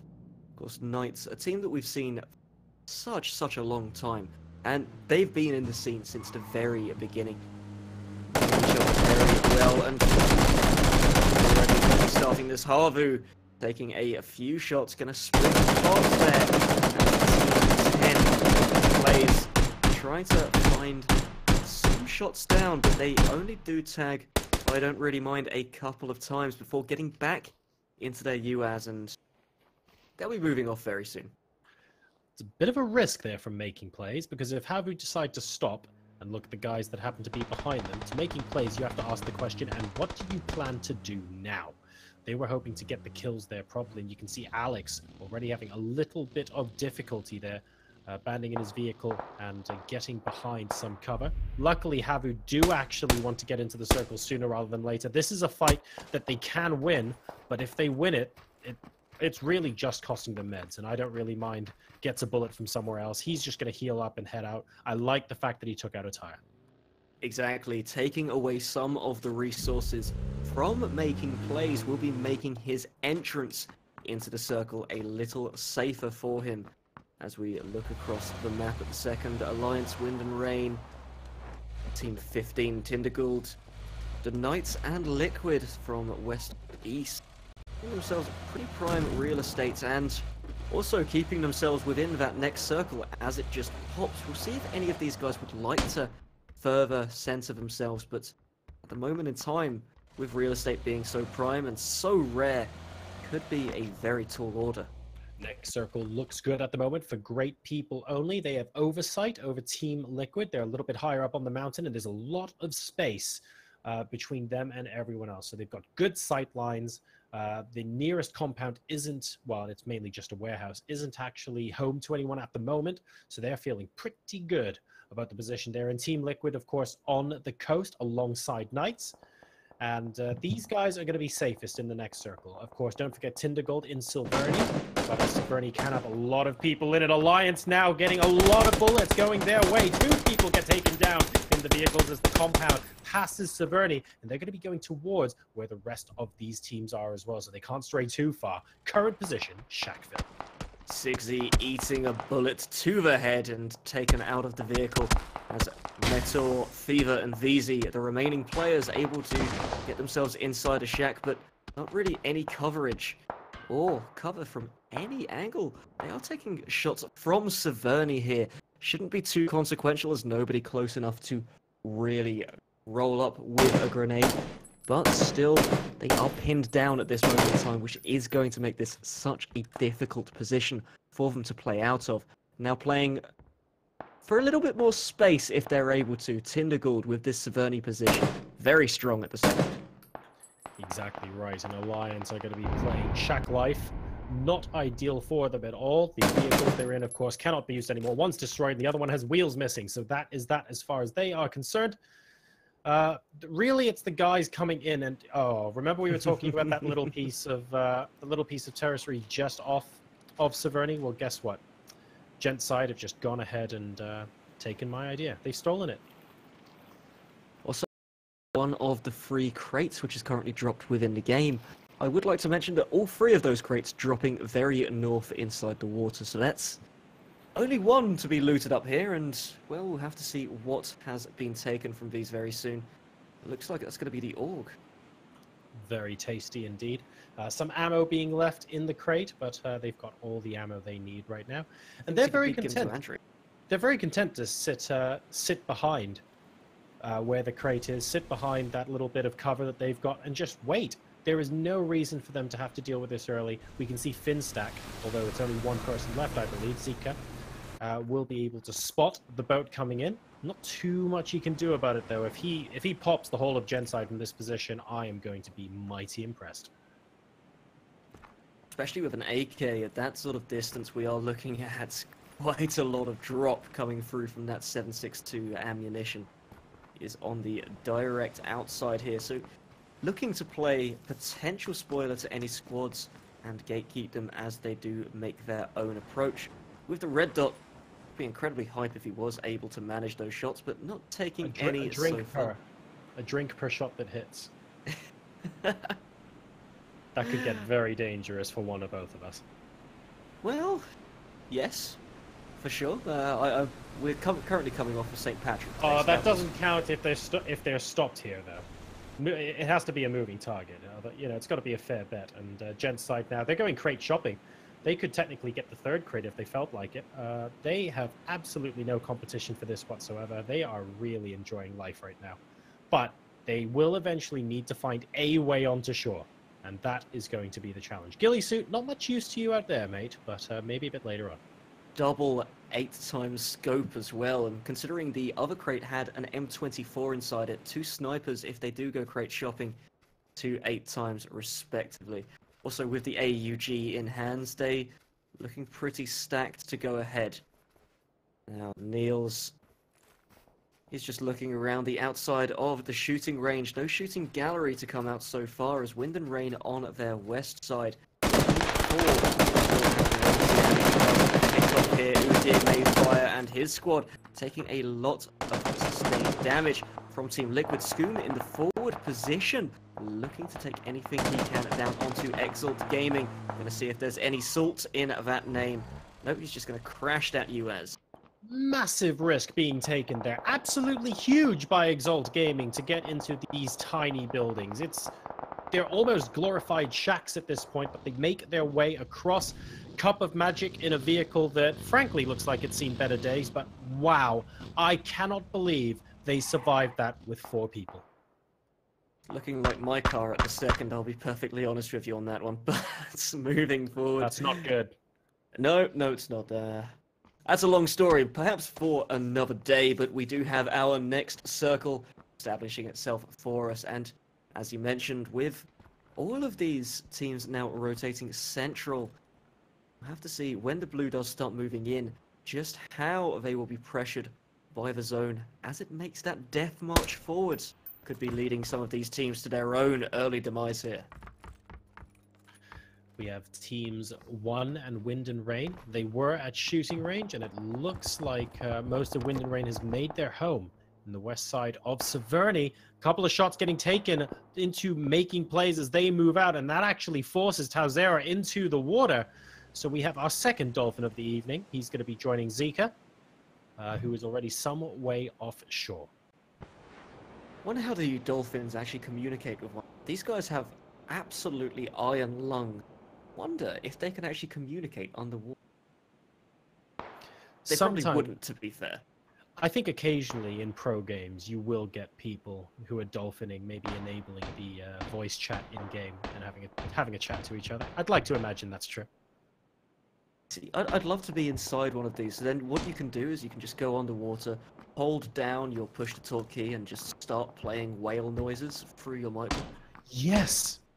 See, now all I hear is like Dory from Finding Nemo. that is all I can hear in my head right now. Anyway, Team 5 and 15. We have Wind and Rain and Tindergold very close to each other in Severny, but looking out in opposite directions. So no direct conflict between the two teams just yet, although Tindergold are egging for an opportunity. Looking for everything they can.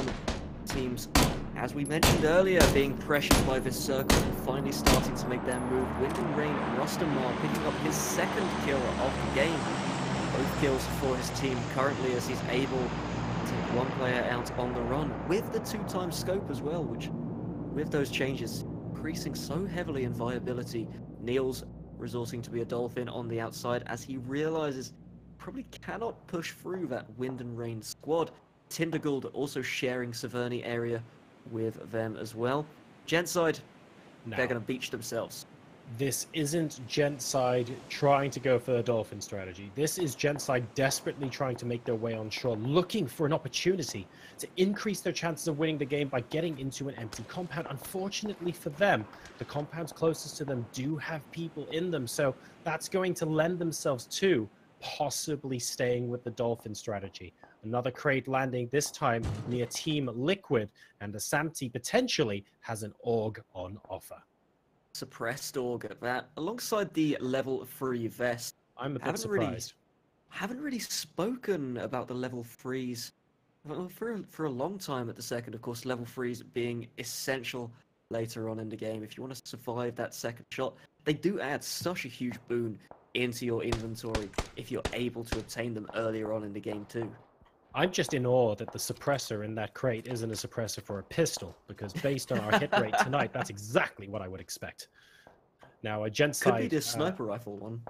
Could be. Gentside had a few shots aimed at them, which unfortunately means that it's less likely to come out of the beach now. So let's take a look at the people on land looking to move into the circle. They, Victus, have survived a very long time here, but they have to move into Havu. And Havu have an excellent compound right on the edge of the circle. It might not be a game-winning compound for them to be in, but it's certainly a fantastic position for them to look out on anyone coming south of Severny into the next place. It's frustrating to say the least, and there is nothing the Victus can do about this. The Victus just being chipped down and slowly whittled out of this game. Sipik pushed onto the ground, forced to use some of those medical supplies, which definitely be hoping to save until later on. Just to add insult to injury, the circle now moving in. So they have gunshots from one side and deadly blue zone from the other. Havu will be just trying to add on to that misery as they're taking shots down. Jorski doing some excellent work to hit that car at such a distance. It's not action just yet, but Eggydorp has just seen, I believe, Knights vacate the compound on the extreme right side of the circle. He might be telling everyone else to swim towards or run towards, and they could technically find refuge in one of those buildings. Keep an eye on that. Something to look out for as Liquid also very central position once again. Knights on the outside now as they've spotted Gentside on the beach. Martin trying to take shots down onto Wind and Rain, already being successful here as the first kill is put forward. With one knockout also being established. Martin getting very aggressive, going to be walking into Cheese Doodle with that Vector. Looking to finish this off, but no, it's Martin. Finish off Kaz instead, going to be taking that peek, and beautiful. Martin with the instant headshots. Very nice stuff. First bullet, one shot, one kill from Martin. They're clinical finishing off there. And that will, I think, take Wind and Rain out of the game, or if, certainly out of anything that I can see on screen. So that was excellent stuff from Martin. Great push. Very methodical at the end as well. It's really easy to get that blood rush to your head and just run in looking for that final kill. He took it step by step, did exactly what he needed to do. Exactly. A lot of people would be very tempted to run up to that corner, make the jump, and take those hip-fire shots at close range. But no, he's keeping it professional.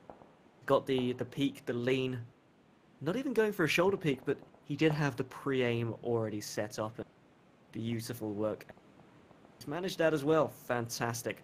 Now, Gent side, they were under fire from the Knight a little earlier. They're still beached and still entrenched, so that's going to be quite the difficulty if they do opt to move further into this map. Now on the southwest side, you have Team 12 facing off against Live. 12 already getting the upper hand. Victus being incredibly aggressive against Alliance here. They see smoke, so what are they going to do? Lob frags into it. I love this. That looks like it could be a great frag. VZ almost going down there. That, frankly, I think that should have taken him out. The vehicle explosion there as well. Somehow he manages to survive it. But Alliance are in a lot of trouble right now. One or two more frags from that direction, and they could be toast. It will be very difficult for them to move here. Harvu also trying to hold down this angle. The AK at very long range. 4x scope, able to get a few things in. Kailank also getting a kill, as they were pretty entrenched, as we mentioned, on the northeast side on the beach. Going out in a blaze of glory, Victus, true to their style here, but Alliance will be able to survive to fight another day. We are down to 11 teams and 31 alive. This is game number 4, ladies and gentlemen, of this evening's entertainment in the PUBG Online Showdown series. Gentside on the beat, still trying to move up, and they're taking losses now as well. Already down to 9 teams. We can see how amplified we are now getting here as everything starting to work its way up. The crescendo is starting, and the bullets and the bloodshed laying themselves down. Liquid have themselves a compound available to themselves. Knights have the hills. Gentside have a beach. And they also have the firepower, as the one headshot will take Niels out of the game. I think, don't quote me, I think Niels was already down, but they are on the beach and officially moving now. So Gentside taking the opportunity to sneak into the circle while they can. They're going to be running for the next 30 seconds or so, though, so they are not out of the woods just yet. The team that are in the woods, though, are Alliance, and coming fresh off of that just about skin-of-your-teeth victory against Victus, where, frankly, that frag was amazing. They now find themselves moving further into the circle with Havu right behind them, and they've got Exalt Gaming in front. Tixu from Harvu Gaming making that push. We do see to his northwest is going to be Team 11. Team Alliance very close. They've made the initial gunfire come down. Tixu now trying to find any shots he can. Bear in mind, this guy is one of the subs for the squad. Throwing down the first nade. Oh my god! Fantastic stuff there, and Havu will be able to survive. Nice final nade kill coming out as well. Smoke's popping so they can try and revive their dead and see if they can move into the circle. They are not clear yet. A lot of obscuring has to go on so that they can go ahead and find a safe place for them to heal up. That was great seat of the pants play there from Havu. Edge of your seat, and that's going to be tearing off a little bit. The clench has come through, and I need to relax myself on the chair a little bit.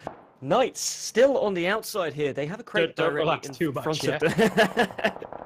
Maybe a cold shower at the end of this as well. Harvu, I don't really mind. Going to be minding a little bit as his head is going to be taken off by Chronex. Harvu, as you mentioned, still not out of the woods as they have sustained another casualty. 5 teams remain in play, 16 left alive. Scoob trying to obscure himself with that red smoke. But Helu, great people only, one of our winners of Game 3. Alongside the rest of his squad, starting to move forwards now as they try to put themselves into the circle early. They will be taking fire from the outside as the Knights still trying to hold the outside position, creating that firing range. Harvu still under pressure. Team 8, Exalt Gaming, still need to get in, but they don't have too far to go. This next circle extremely even. There's a lot of flat terrain here. Team Liquid in a good position. Harvu not in the greatest position, but they can crawl their way out of this one. Exalt in a good position, but they are right next to Havu.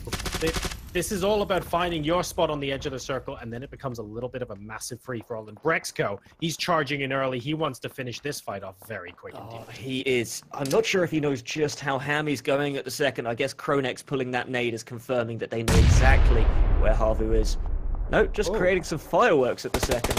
Perhaps trying to test out the flare gun by trying to trick the game here. Jorski going to be throwing out a few nades. He's moving forward. He's going to be taken down straight onto the floor. Cup of Magic leading the charges. Encelenso still on the back foot. Does able to trade one before being taken down himself. Will they be able to recover that one player? They are certainly going to try to, but they are still pressured by this circle as it moves, not knowing that Great People Only just 100 meters away as the gunfire does start to come down on a three-ended battle right now.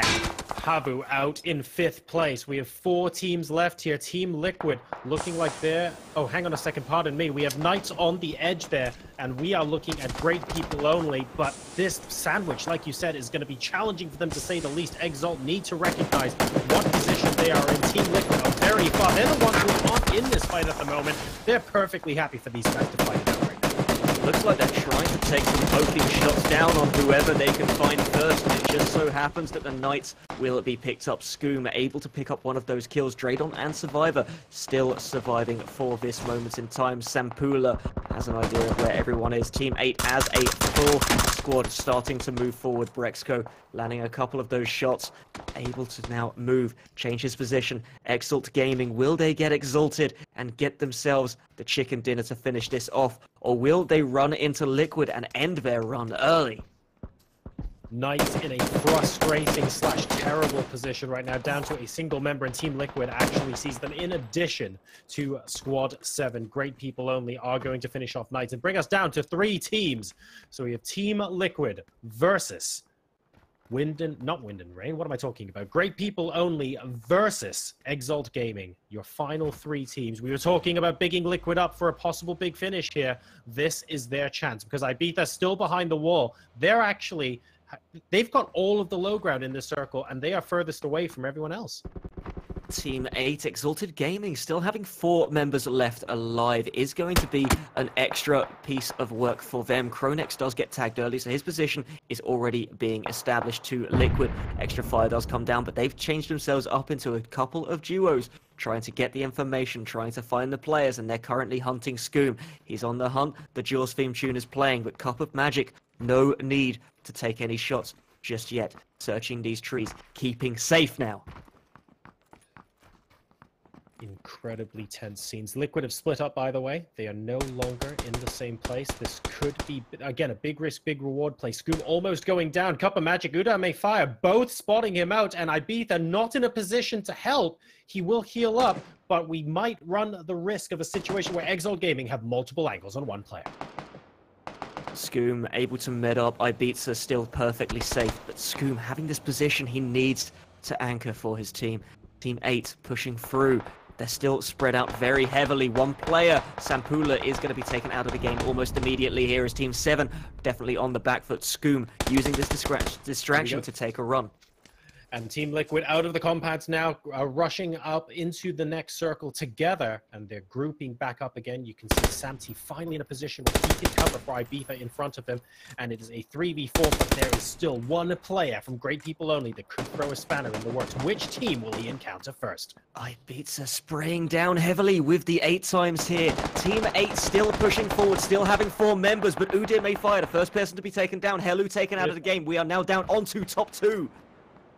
3 versus 4, Team Liquid. Samty with a rather massive flank if he can get this off, but he has to do it sooner rather than later. The other members of his team are getting pushed at the moment. Udia still down, effectively a 3v3. Samty is in a little bit of a dip, and that means Kronex is going to get a great shot on him when he comes up on that dip, so he might have to come around the side of where the smoke is instead. Possible frag into the smoke now. We don't see one coming out yet from Liquid. Ibiza managing to finish off Udyr. Now strength to a straight 3v3. Gunpowder, smoke, explosions, grenades, 3 versus 3. 2 teams remaining. Skoom, Ibiza, Sampty facing off here against Cup, Brexco, and Kronex. Kronex with the rock position, the rest of his team out in the open, but they do have circle position. Liquid will have to push into them here. Cup of Magic goes down. That's big. Skoom gonna get the first down here. Remember, that's down to a 3v2. Percentage-wise, that's fantastic. He takes Cup of Magic completely out of the game. Brexco can do nothing but watch nearby. He's not exactly camouflaged, is he, at the moment? But Liquid haven't seen him over the crest of the hill just yet. Samty's still looking to get that flank on, but he can't find an angle onto Kronex. The smoke is getting chucked down. That might give Sampty enough room to work with, and he could end up charging it. Southeast big here, so big in fact, getting so hot that Brexco is taking his clothes off. Ibiza trying to crest over the top of this hill as the push does come through. M4 in hand, Kronex still safe enough. Sampty still making that push. Does he have the support of his team? Will he be taking these early shots just on the outside? He's going to take some blind fire down into there. It's Ibiza being taken down by Brexco to start this off. And Sampty has spotted Brexco, but he doesn't want Kronex running straight out of there. Never mind, he's down as well. And all of a sudden, Kronex is what stands between them and victory. Team Liquid. Fantastic smokes. Great flank by Sampty. Fantastic support from the rest of the team as well. They push up successfully and manage to take the win there from Exalt Gaming. We hyped it up at the head of the show. Liquid, will they perform with the 4-man squad? They've done it. They got 10 kills, still keeping 3 players alive at the end of the game. Beautiful work from those guys going through and able to secure it with Exalt Gaming, taking a very decent second place there as well.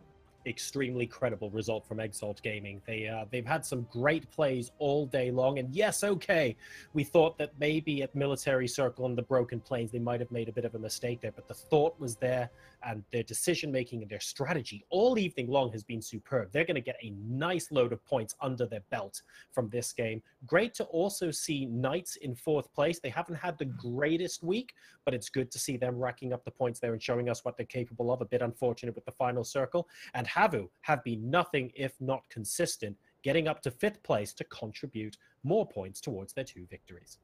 For sure, and I'm going to have to say that's going to be it from me, but of course Joro is going to be heading back over to the desk in a couple of moments. I've had a fantastic 4 games, and, well, if I've had a bad Monday, there's nothing better than PUBG Online to finish it off. We've had 4 incredible games, and I could not be more thankful. It's been a pleasure casting with you, John, and I hope to see you again next week. But for now, we'll take it back over to John and Jabroni on the desk to close out this evening's games.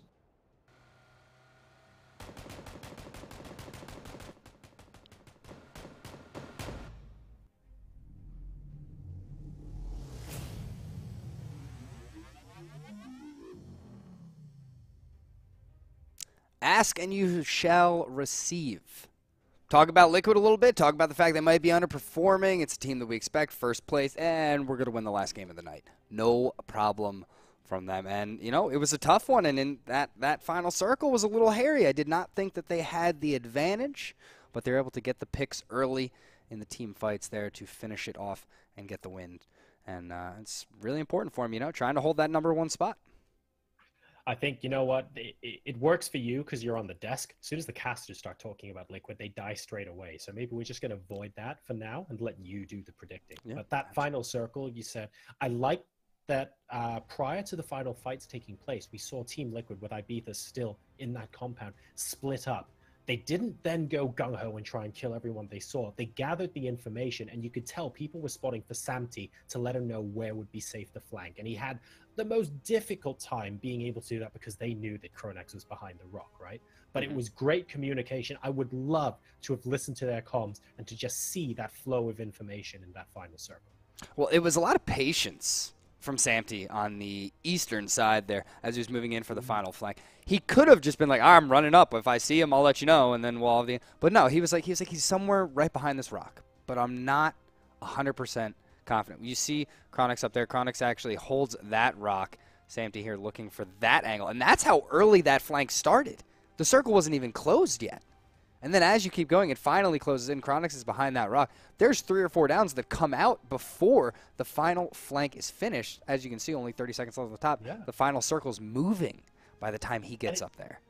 It's such a difficult decision once he gets up there as well. He fires a little bit of suppressing fire to Chronex and then finishes him off at the end. But you have to make a decision. Once that smoke is there, your teammates might need you to fire into the middle of the circle to help them out with someone else. At a moment's notice, you might have to switch targets. All the while, Chronex is able to come out of the smoke and shoot you if he thinks you're distracted. So Samty is in a really high stress situation there. He has to rely on information from his teammates. He has to hope that he got his timing right on Chronex, and about 12 different things have to slot into place for him to be free to aim where he wants.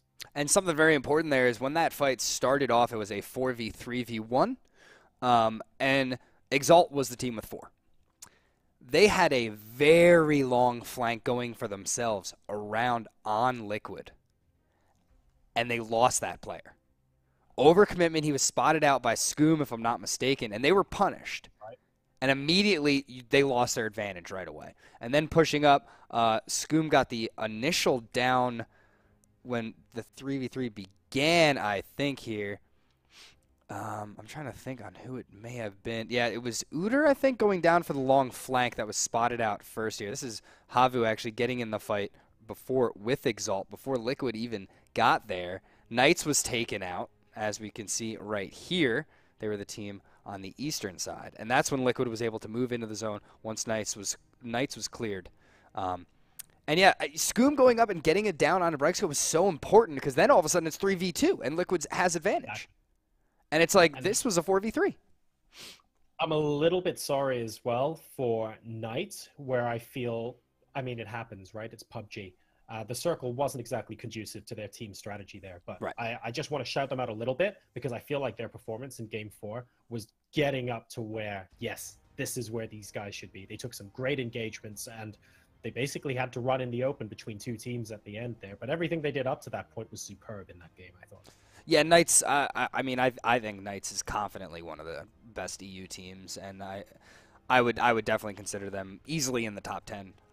For the European teams. And it's just one of those things where it's like, yeah, they didn't have a great night tonight, but it's not a team I worry about ever, and we see it there. Coming in 4th, they were, I mean, that run was awful, and they tried to play the smokes. Getting down there was just, you're running into Liquid. You're running into 2 other squads that just can see you plain sight. I think Knights is definitely, yeah, it's a tough spot to be in. The problem for Knights is they came into tonight 20th overall. Exactly. You have to get to top 16. Yep. And that worries me, because now Knights will be on the final night only. That's it. They have one more chance. And then that's going to be the end of the show for Knights if they cannot get top 16 and get into showdown for split number 2. Now, if you guys are in chat and you are not 100% sure how exactly this works, split number 1 is 6 weeks. There are 40 teams for each region. So for EU, for example, there are 40 teams. Every Monday and Tuesday, 16 of those teams play. So 32 of the teams, 8 of them have a bye. This is week 5. 16 teams played today. In this case, 13, because we had some off teams, some teams that dropped roster changes and things that occurred. Tomorrow, another 16 will play. And then week 6 is the final week.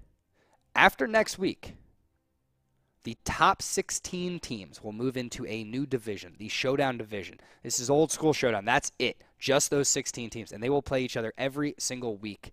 The winner of that, or the winners, I should say, the top placements, I'm not 100% sure, will get their share of a $20,000 prize pool per region. So this happens for EU and for NA. So, it's important to get top 16. Massively. If you want a shot at that prize pool, like, you have to be in it to win it. And you definitely have to be in the top half now. So Knights, on the one hand, they are a team that can perform under pressure. They've done fantastically well. Maybe not tonight, but in general in their PUBG careers, they need to translate it now into a very good final week. And it actually sets our story really nicely for us to be focusing in a little bit on them when we come into week 6. Yeah, I have to say they're a great team to keep an eye on moving into next week. Knights is definitely a team, I think, they're one of those teams that could clutch it out in the final week. Havu's got to be sitting pretty. They came in to tonight at 11th, 2 wins, a 5th in game number 4. I mean, A great night coming out of Havu. I'm not sure they're safe, but they definitely need to show up and play the games in the last week. But besides that, I think they're in a good spot. And Liquid's got to be still holding number one, grabbing a win in the final game of fourth place in game number one. And, you know, first place is a beautiful, beautiful place to be.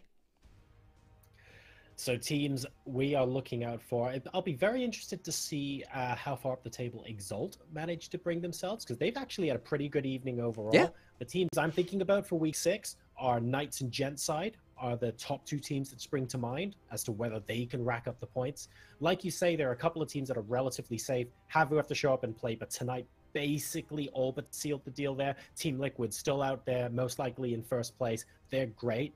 But really now, it's the mid-range sort of teams, or the people that we think are comfortably top 10, but aren't there on the leaderboards yet, where there's one more week for them to do it. It's all to play for next week. Yep, exciting times are ahead. Now, we will be live again in an hour and 20 minutes. We had a little bit of delay here for EU, so NA is actually coming up in an hour and 20 minutes. We're 16, I think it's actually 15 tonight. 15 of our NA teams will be competing once again in 4 games right here on twitch.tv/PUBGOnline. But that was it for EU. First of all, Jorstar, thank you so much. We have so many casters out this week. 4 of them actually headed to PGL, big LAN event. So it's a great time for them, but it's a tough time for us here at home as we try and assemble casters for all these events. So Jorstar, thank you for doing a little bit of double duty today, talking with me on the desk. I really do appreciate it. No worries. Thank you very much. Dudge also on the in-game casting. Job well done, as always. He said nipple twice today, which is an achievement amongst itself. On top of that, all of the viewers, everyone in chat, and all of the just players, mods, everybody. Thank you guys for being here. And Syphil and Sap. Sap, did you just finger pistol a little bit? Oh, okay, interesting. But that's it for EU. We will be live once again in 1 hour and 20 minutes with NA. Have an amazing, amazing night. Good night.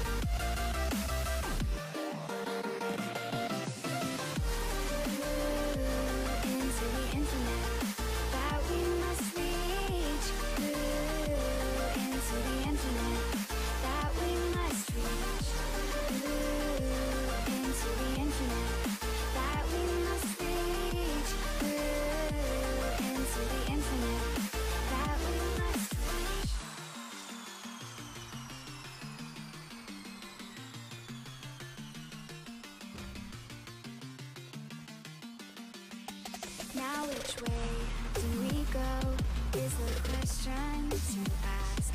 There are so many choices that it's hard not to look past. What is real and what is fake, and the risk we have to take. Will we know what is throwing off our balance?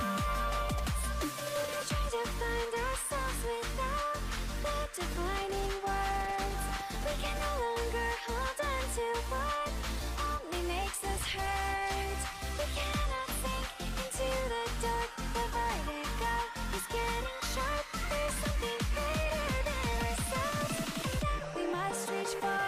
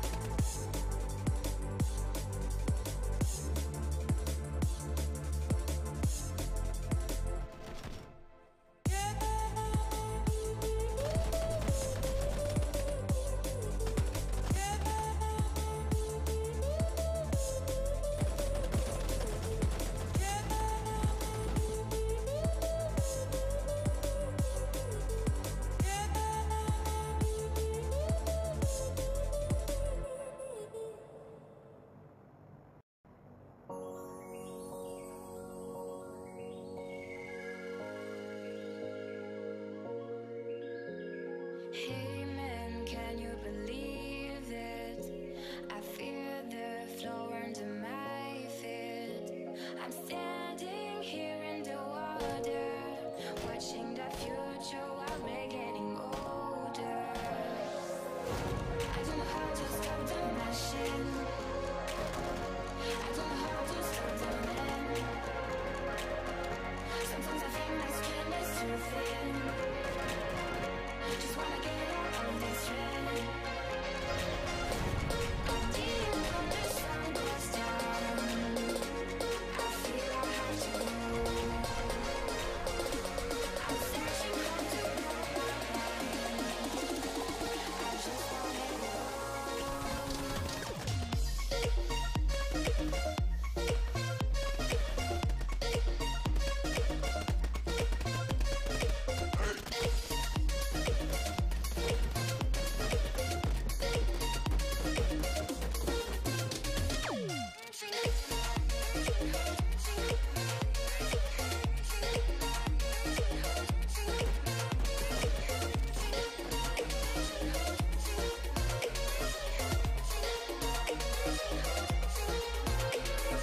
Hey man, you heard it's too small. We're used to live out of control. I'm standing in the water, watching the warm death from American nature. I don't know how to stop the machine. I don't know how to stop the man.